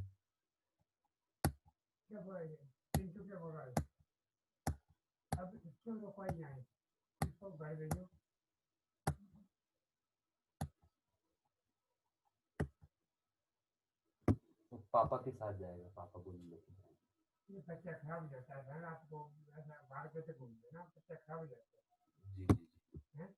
जी आते हैं ये चल रहा है। तो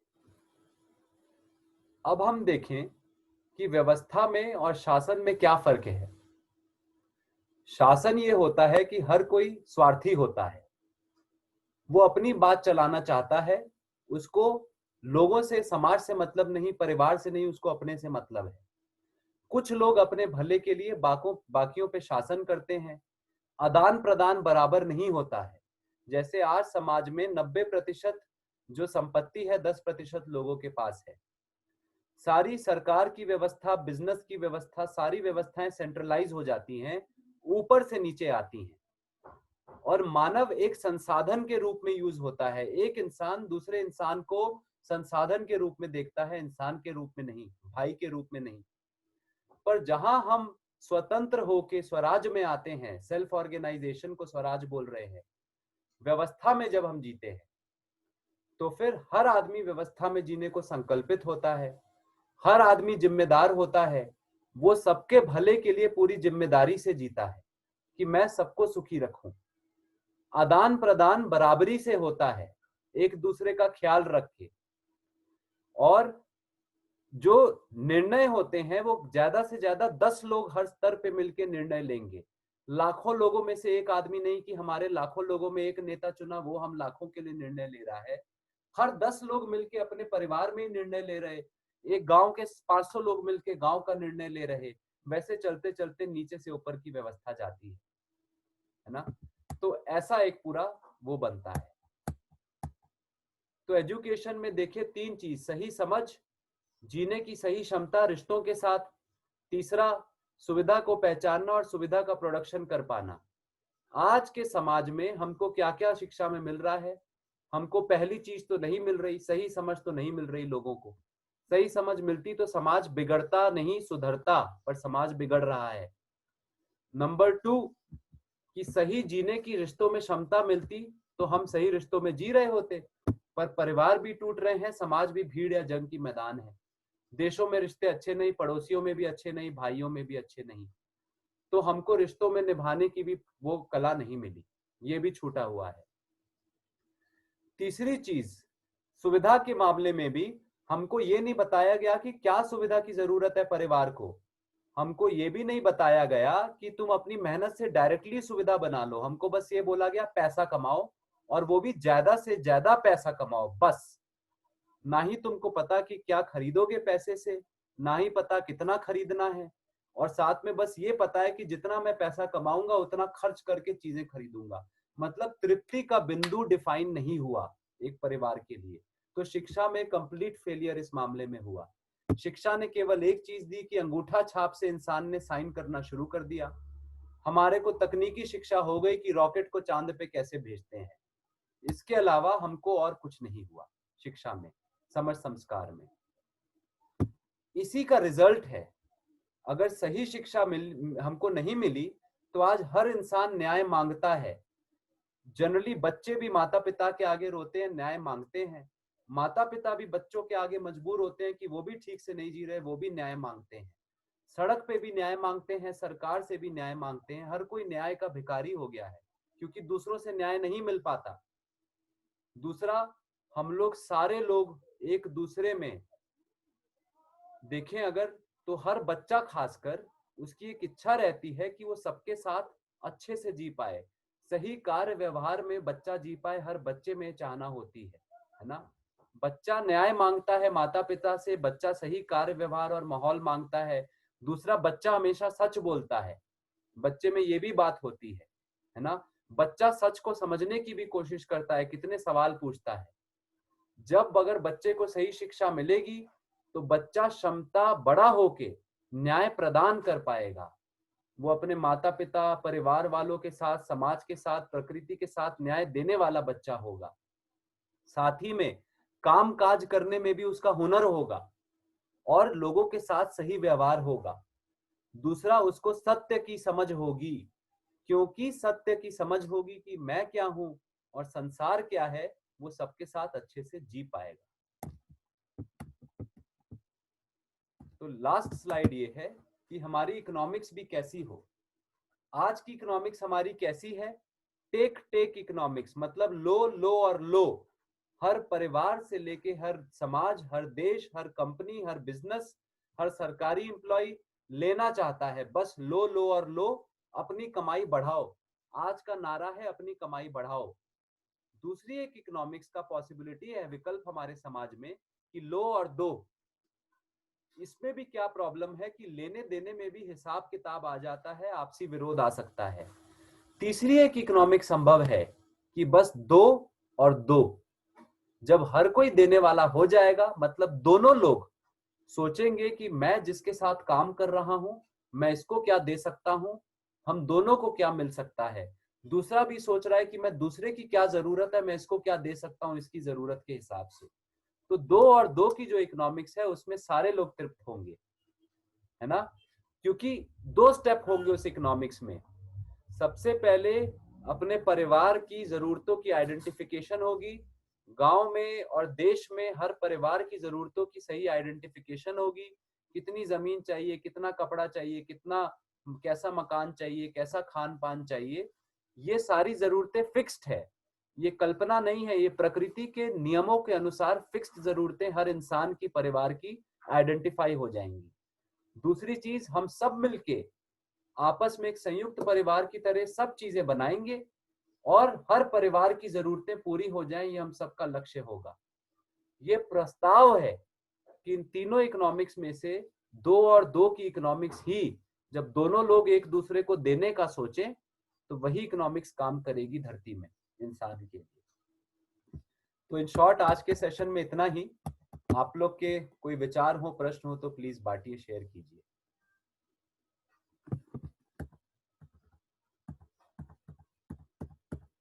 पर मैं ऐसे बोलूं तो देखिए, सपना ये है, मतलब जो मेरे को आया था 5 साल पहले, जिस दिन मैं अपने को जाना ना मैं क्या हूं, नदी पे बैठे बैठे अपनी योग साधना में मुझे बार बार अनुभव हुए अनन्यता के अनुभव, मतलब कि सब कुछ एक है। मेरे को अपने दूसरे में फर्क जब मिटने लग गया, अपने दूसरे में जब मुझे फर्क का एहसास खत्म होने लग गया, तो उसके बाद मेरे दिन अंदर ये भावना आई कि जब सब सारे मेरे अपने हैं, है ना, तो फिर इन सारे लोगों में काश ऐसा संसार बन सके जिसमें हम सारे लोग सुखी हों। मुझे क्या का लक्ष्य उस दिन मिल गया कि अपना जीवन मैंने इस बात पे संकल्पित हुआ मैं कि मैं पूरे संसार के सुख के लिए अब जीऊंगा। ऐसा समाज बने जिसमें हर बच्चा, हर इंसान सुखी होके जी जाए, है ना। दूसरी चीज जो मुझे संकल्प आया, मुझे सवाल अंदर उठा कि ये कैसे होगा।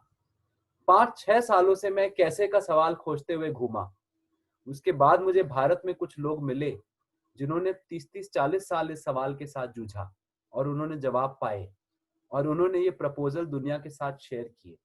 मुझको भी उनके प्रपोजल मिले कि कैसे एक सुंदर समाज का निर्माण हो जिसमें सपना सच हो। उनका एक उद्घोष भी था, धरती स्वर्ग हो, मानव देवता हो, नित्य शुभ ही शुभ की परंपरा हो। तो ये उद्घोष कैसे हो, उसका कार्यक्रम भी वो दिए, जिसके 5 डायमेंशन का प्रोग्राम है जो फैमिली ओरिएंटेड है। तो ये शॉर्ट में आपके साथ शेयर किया हूं। इसके बढ़ने के लिए मैं बताऊं तो इस प्रोजेक्ट में जो कल बात करेंगे, हम लाइफ मेकर नाम का प्रोजेक्ट शुरू किए हैं, कुछ समय से चल रहा है और मेरे गांव में अब करीब 10 परिवार ये इंट्रोडक्टरी वर्कशॉप जो हम जिससे गुजर रहे हैं वो भी गुजरने लगे हैं और उनके बच्चे भी आते हैं। परिवार मिलके हम लोग ये 5 आयाम की जो बात किए, अपनी सोसाइटी मिला के ऐसे जीने के लिए हम पूरे प्रोग्राम बना रहे हैं। तो ये प्रोग्राम हमारे गांव में भी चल रहा है। साथ ही साथ हम विश्व परिवार तक भी एक ऑनलाइन पोर्टल एजुकेशन का बना रहे हैं, जिसमें ह्यूमन वेलबींग के अराउंड सारी इंफॉर्मेशन अपलोड हो। कम्युनिटी ओन्ड विकिपीडिया जैसा पोर्टल, जिसमें ये सही समझ, सही जानकारी और हुनर की कला, शिक्षा, संस्कार की बातें, मानव के लिए हर चीज के बारे में जो रेलेवेंट है हमारे लिए वहां पे हो। तो ये पोर्टल बन रहा है जिससे हम सब समझें, दुनिया में ये ज्ञान फैले। साथ में हम सोचते हैं कि ग्राम स्वराज्य का ई-कॉमर्स भी भारत में शुरू हो, शायद 1-2 सालों बाद। तो ये हमारा प्रयत्न है। हम दुनिया के आगे एक रोल मॉडल गांव बनाना चाहते हैं, एक ऐसा गांव जिससे पूरी दुनिया प्रेरणा ले जीने की।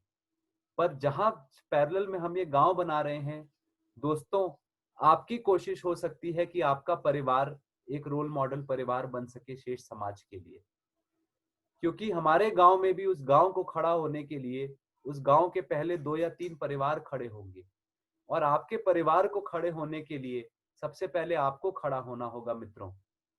क्योंकि एक खड़ा होगा, शुरू में शायद लोग उसे पागल बोलेंगे, पर जब एक के साथ दूसरा आएगा तो लोग देखने लगेंगे कुछ इंटरेस्टिंग हो रहा है। जहां पे तीसरा जुड़ेगा ना, सब लोग बोलेंगे ये 3 लोग कर रहे हैं तो मतलब जरूर कुछ ठीक हो रहा है, हम भी जुड़ते हैं इनके साथ। तो आपको जो बातें अगर ये सही लग रही हैं तो इनके साथ जीना शुरू करें। हम लोग के मन में डर ना हो कि लोग क्या कहेंगे। ज्ञान जहां सत्य का प्राप्त हुआ वहां इंसान में विश्वास आता है वैसे जी जाने का। वो संकल्प आता ही आता है। जहां सत्य का ज्ञान नहीं है, हम आस्था में जीते हैं, जैसे आज सब आस्था में ही जी रहे हैं कि हम जो कुछ भी कर रहे हैं, आप जितना भी पैसा कमा रहे हैं, गारंटी नहीं है कि आपको कोई भी इमरजेंसी आएगी, बीमारी आएगी, ये बचा लेगा आपको, है ना। इकोनॉमी डाउन होगी तो भी काम आएगा। हमें आस्था ही है। बच्चों को शिक्षा दे रहे हैं तो आस्था है कि कल समाज फिर भी ठीक होगा, बच्चे शायद कुछ अच्छा कर जाएंगे। गारंटी नहीं है, हर चीज में एक शायद शब्द जुड़ा है। तो शायद को अपने जीवन से बाहर निकाले, आस्था को बाहर निकाले, जो विश्वास पे आधारित नहीं है। आस्था, विश्वास, अगर हमको ये बातें सही लग रही हैं, हमें खुद विश्वास आएगा इन बातों में, वैसा हम जीना शुरू करें। हमारी कोशिश हो कि हमारे मित्र और परिवार में ये बात आगे लेके जाएं। कड़ी से कड़ी जुड़ेगी तो बात बनेगी, है ना। यहाँ पे एक धरती के कोने में, इस गांव में प्रयास है, कल आप समझ गए, आपके परिवार में प्रयास हुआ, फिर आपके पड़ोसी भी आपसे जुड़ेंगे, नेचुरली होगा, फिर ये पैटर्न पूरा बन के इवॉल्व होगा, है ना। तो प्लीज इस पे खुद एफर्ट करें, खुद समझें इन बातों को और जिएं ऐसे, और अपने फैमिली के साथ कोशिश करें। आप लोग के कोई भी प्रश्न हो इस स्टेज पे तो दे सकते हैं, काफी टाइम हो गया है, कुछ भी हो तो दें प्रश्न अपने।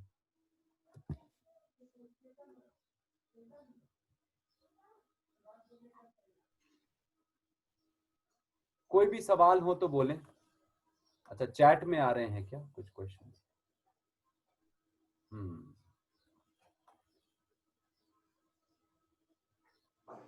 जी जी जी जी, बड़े अच्छी बात बोली। पगडंडिया संस्थान से भैया बोले हैं कि वास्तव में हम हमेशा अपने को ठीक करने की बजाय दूसरों को ठीक करने का प्रयास करते हैं, दूसरे भी इसी प्रक्रिया में लगे हैं। जी भैया, एकदम ठीक बात बोले हैं। ऐसा ही प्रॉब्लम है, परिवार में भी यही प्रॉब्लम है, वर्क प्लेस में काम करने की जगह भी यही प्रॉब्लम है, समाज में भी यही प्रॉब्लम है। अपने को नहीं देखते, दूसरों पे उंगली उठाते हैं। शून्य भैया कुछ बोलना चाह रहे हैं? हाँ जी। हाँ।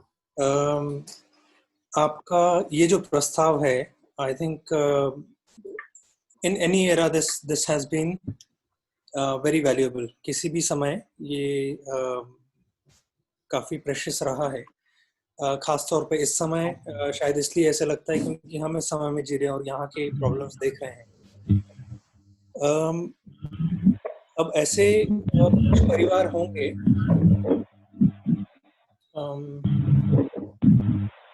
डिस्टर्बेंस आ रहा है।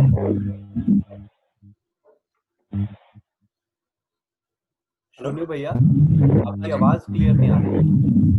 हाँ, कुछ डिस्टर्बेंस आ रहा है, शायद किसी और का माइक ऑन है। हाँ, ये जी जी जी, वो पगडंडिया संस्थान से कोई है, उनका माइक ऑन है। अच्छा अच्छा, मैं ऑफ करता हूँ जी। हाँ जी, एक सेकंड जी, तो मुझे एक काफी प्रैक्टिकल सा सवाल आ रहा है कि अब हम जितने लोगों से ये बात कर रहे हैं, सभी लोगों की हो सकता है अलग अलग तरह की कोशिशें चल रही हैं। कुछ लोग अभी खुद पर काम कर रहे हैं, कुछ लोग हो सकता है परिवार के तल पर काम कर रहे होंगे, कुछ लोग हो सकता है सोसाइटी के तल पर काम कर रहे होंगे। तो ऐसा क्या किया जाए कि जो जिस तल पर काम कर रहे हैं, उस तल से आगे की कड़ी, द वेरी नेक्स्ट स्टेप क्या हो सकती है? उसके लिए कुछ आई डोंट नो, कुछ प्रैक्टिकली ग्रुप्स बनाए जाएं या किसी तरह का गाइडेंस मिले कि what is the very next step I can take. भैया, ये तो हम लोग के लिए एक ओपन क्वेश्चन है ना, और ये इस पे हम कांस्टेंट काम करें, पर कुछ जो मुझे ख्याल आते हैं जी, और कुछ लोगों से डिस्कशन भी हुआ इन बातों पे, कुछ हम लोग को ख्याल हैं जी, एक तो ये कि हम लोग ऑनलाइन, एक देखिए मतलब ग्लोबल कोलैबोरेशन की जहां बात करें, है ना, मैं ग्लोबल लेवल पे, ये अलग स्तरों पे आंसर आएगा इसेंशियली, है ना। जी, जी, तो समाज के स्तर पे अगर हम एक्सप्लोर करें तो हम लोग को ऑनलाइन ये प्रपोजल्स डाल के, जो भी यूनिवर्सल प्रपोजल्स हैं, है ना, तो ये बात नहीं कि बुद्ध ने क्या बोला, राम ने क्या बोला, कृष्ण ने क्या बोला, और जो बातें यूनिवर्सल प्रपोजल्स हैं हम ऑनलाइन डालें। दूसरी चीज, साथ में भैया हम लोग का ऑनलाइन कोऑर्डिनेशन और कोलैबोरेशन के लिए एक प्लेटफॉर्म हो, एक मानिए ऑनलाइन नेटवर्क हम लोगों का, जी जिससे कि हम दूर दूर से जुड़ भी सके इन प्रस्तावों के साथ। कि हम लोगों ने ये प्रस्तावों की इनिशियल वर्कशॉप कर ली है, मानिए 8-10 दिनों की ये वर्कशॉप, पहला इंट्रोडक्शन लेवल 1 सब लोग करें। जो जो लेवल 1 कर लिए, हम लोग मिलके एक ऑनलाइन ग्रुप में, एक ग्रोइंग एवर ग्रोइंग नेटवर्क में आए, जहां पे हमारा रिमोट कोलैबोरेशन शुरू हो जाए, है ना। At least we will get connected and organised. Yes yes है ना। तो ऑर्गेनाइजेशन मुझे लगता है पहले लेवल पे समाज के रूप में ऑर्गेनाइजेशन शुरू हो जाए।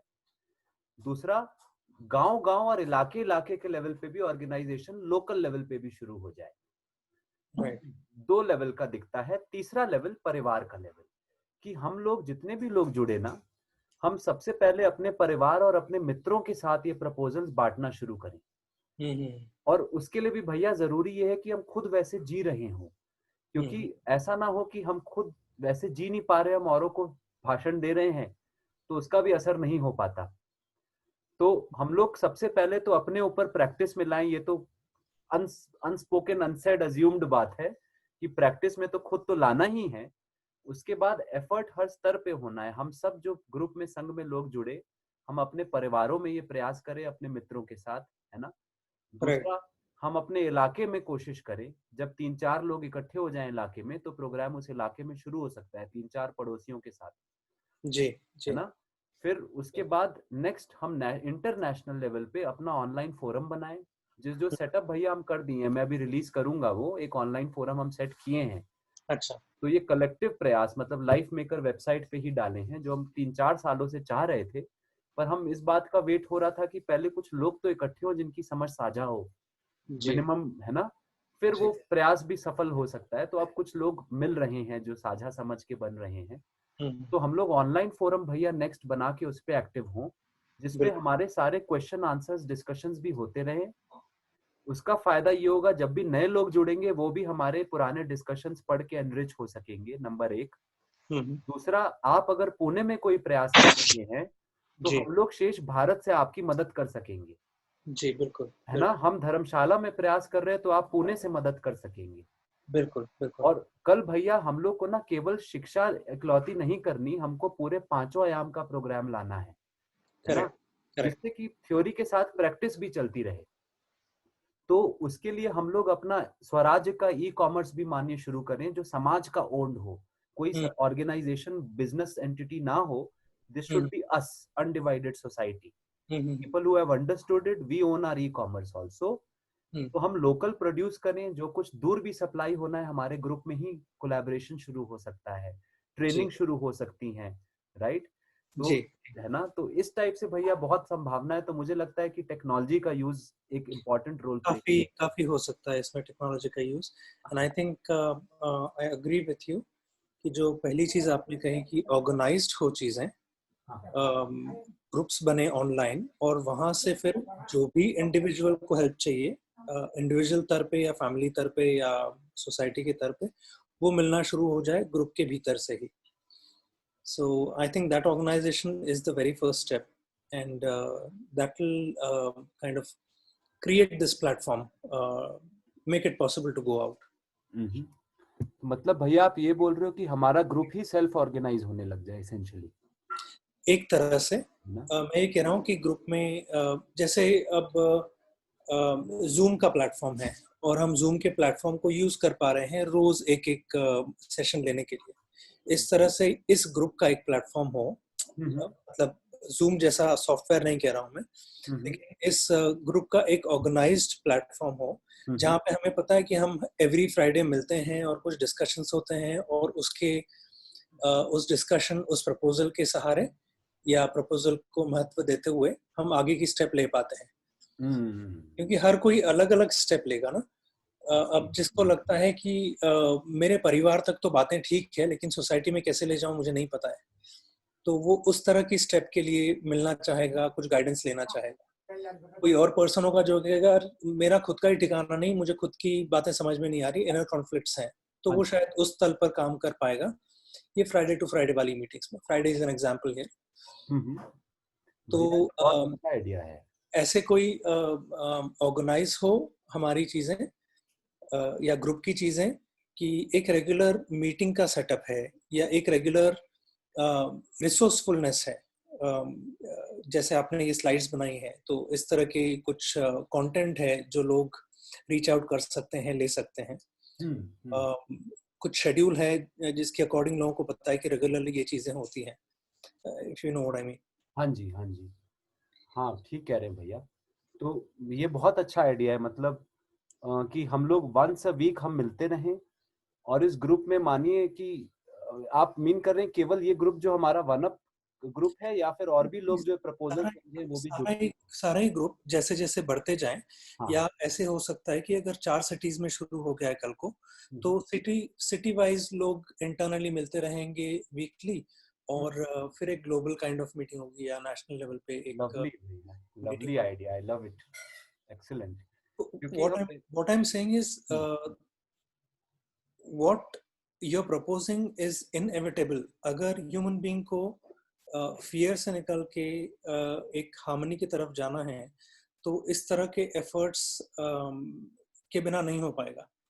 अब इस तरह के एफर्ट्स जो हम ले रहे हैं और जो प्रपोजल्स आप सामने रख रहे हैं, चाहे हमने ये 10 दिन अटेंड भी किया है, सभी के लिए पॉसिबल नहीं होगा कि सारे प्रपोजल्स इमीडिएटली इम्प्लीमेंट कर पाए, और इसमें बहुत रिफाइनमेंट, बहुत और समझदारी, और मतलब प्रैक्टिकली इम्प्लीमेंट करने के लिए हमको इन चीजों को बार बार और सुलझ कर समझना होगा शायद। हाँ जी, ठीक कह रहे हैं। प्रैक्टिकली हमको फ्राइडे को आकर, मैं अगेन फ्राइडे कह रहा हूँ, नॉट नेसेसरी फ्राइडे, उस वीकडे को आकर हमें शायद पूछना होगा कि यार लास्ट वीक में ना मेरे फैमिली में थोड़ी ऐसी चीज हो गई, तो मुझे समझ नहीं आया मैं इसको कैसे हैंडल करूं। And will go back to basic principles की उस वक्त क्या आपके साथ ये चीज चल रही थी, ये प्रिंसिपल आप अप्लाई कर रहे थे, या इस प्रपोजल पे आप ध्यान दे रहे थे, तो things will clarify further.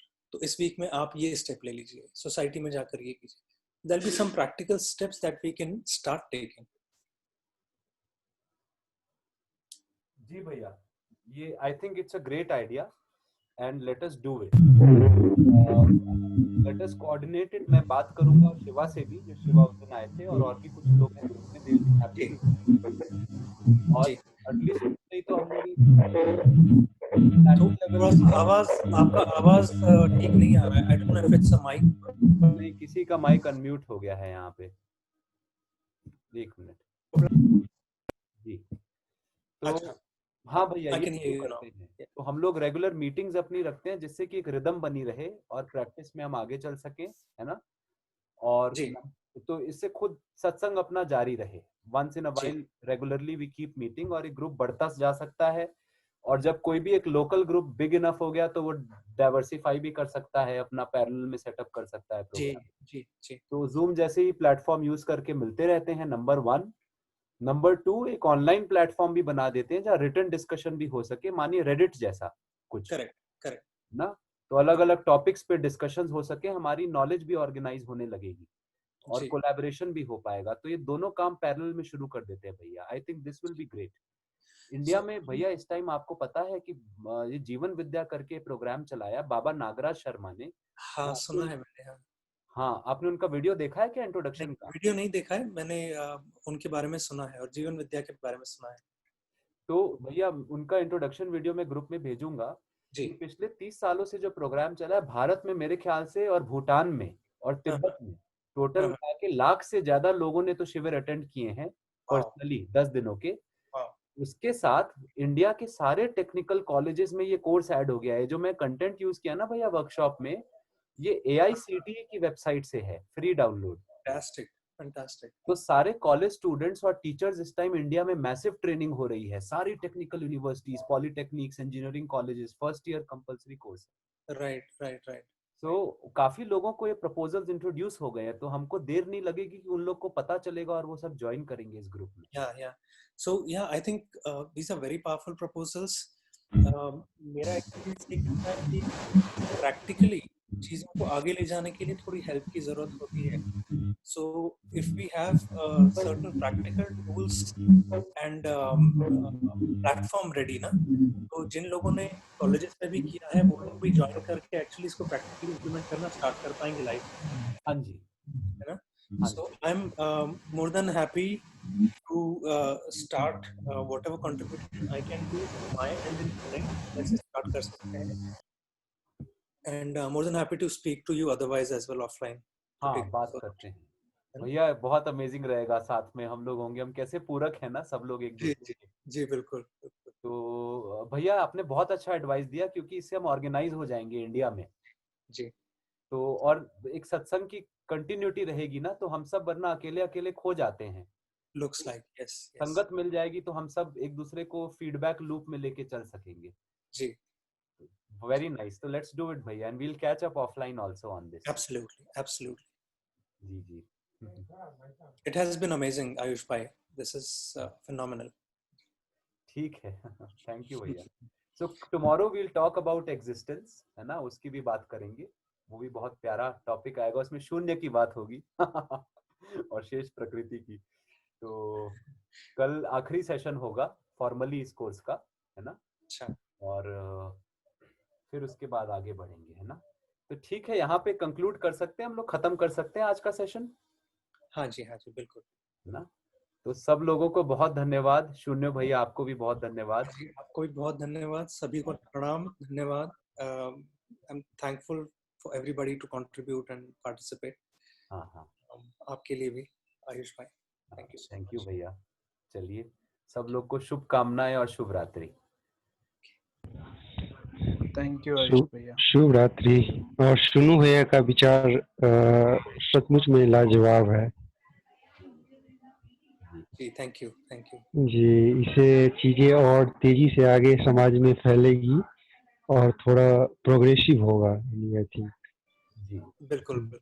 Ji, thank you भैया, थैंक और यू आयुष भैया। और एक चीज आयुष भैया आपने जो बताया, ये कोलैबोरेशन मॉडल, सो रियली लोग आगे आ रहे हैं कोलैबोरेशन के लिए, बहुत लोग आगे आ रहे हैं। So really it is impact हुआ है लोगों का ऊपर, कोलैबोरेशन के लिए आ गए हैं। और मैं भी हेल्थ सेक्टर में हूँ, तो इतना मेरे को कोलैबोरेशन का हुआ है कि हम लॉकडाउन में भी बहुत कोलैबोरेशन किया है। हाँ जी जी जी, बिल्कुल आएंगे लोग। चलिए, मुझे इतना प्रोत्साहन मिल रहा है आप लोगों के बीच में ना, क्या बताऊं, बहुत आनंद आ रहा है। नहीं सर, आपने वो अपॉर्चुनिटी क्रिएट किया हम लोगों ने, आपका पल्लवी मैडम जी और आप लोगों ने, तो आपने एक इनिशिएटिव लिया हम लोगों को मिलने के लिए। Actually it's really good opportunity, मैं बोलता हूँ। तो आपने आपका जब तक आपने लिया नहीं रहता ना, हम लोग नहीं आते थे इतना जी। और देखे तो हम लोग भी समाज में कड़ी के रूप में ही जुड़े, मतलब समाज में बहुत कहीं और से शुरू हुई है कड़ी, और कड़ी अब फैलती जा रही है, ये एक पैटर्न बनता जा रहा है। तो हम भी बस उस श्रृंखला में जुड़ गए हैं, हम लोग भी साथ में। तो और अब इस श्रृंखला को जरा कोऑर्डिनेट करके एक ऑर्डर में ले आते हैं। तो ये शून्य भैया का एडवाइस बहुत अच्छा था, बहुत पावरफुल था। हम लोग इस पे इम्प्लीमेंटेशन करते हैं। हाँ जी जी। और अपने अंदर अंदर भी सब लोग इम्प्लीमेंटेशन करें, मेन काम तो वही है है ना। जितना अच्छा समझेंगे औरों को समझा पाएंगे, और जी के दिखा पाएंगे ऐसे जीने का भला, है ना। तो ये बात है। चलिए जी, बहुत धन्यवाद। मेरे कोई गेस्ट आए हुए हैं, उनके साथ भी बैठना है मुझे। तो आप लोग भी आगे बढ़ना होगा सबको। तो बहुत धन्यवाद, हम लोग कल मिलते हैं शाम को। जी बिल्कुल. Thank you. नमस्ते। नमस्ते।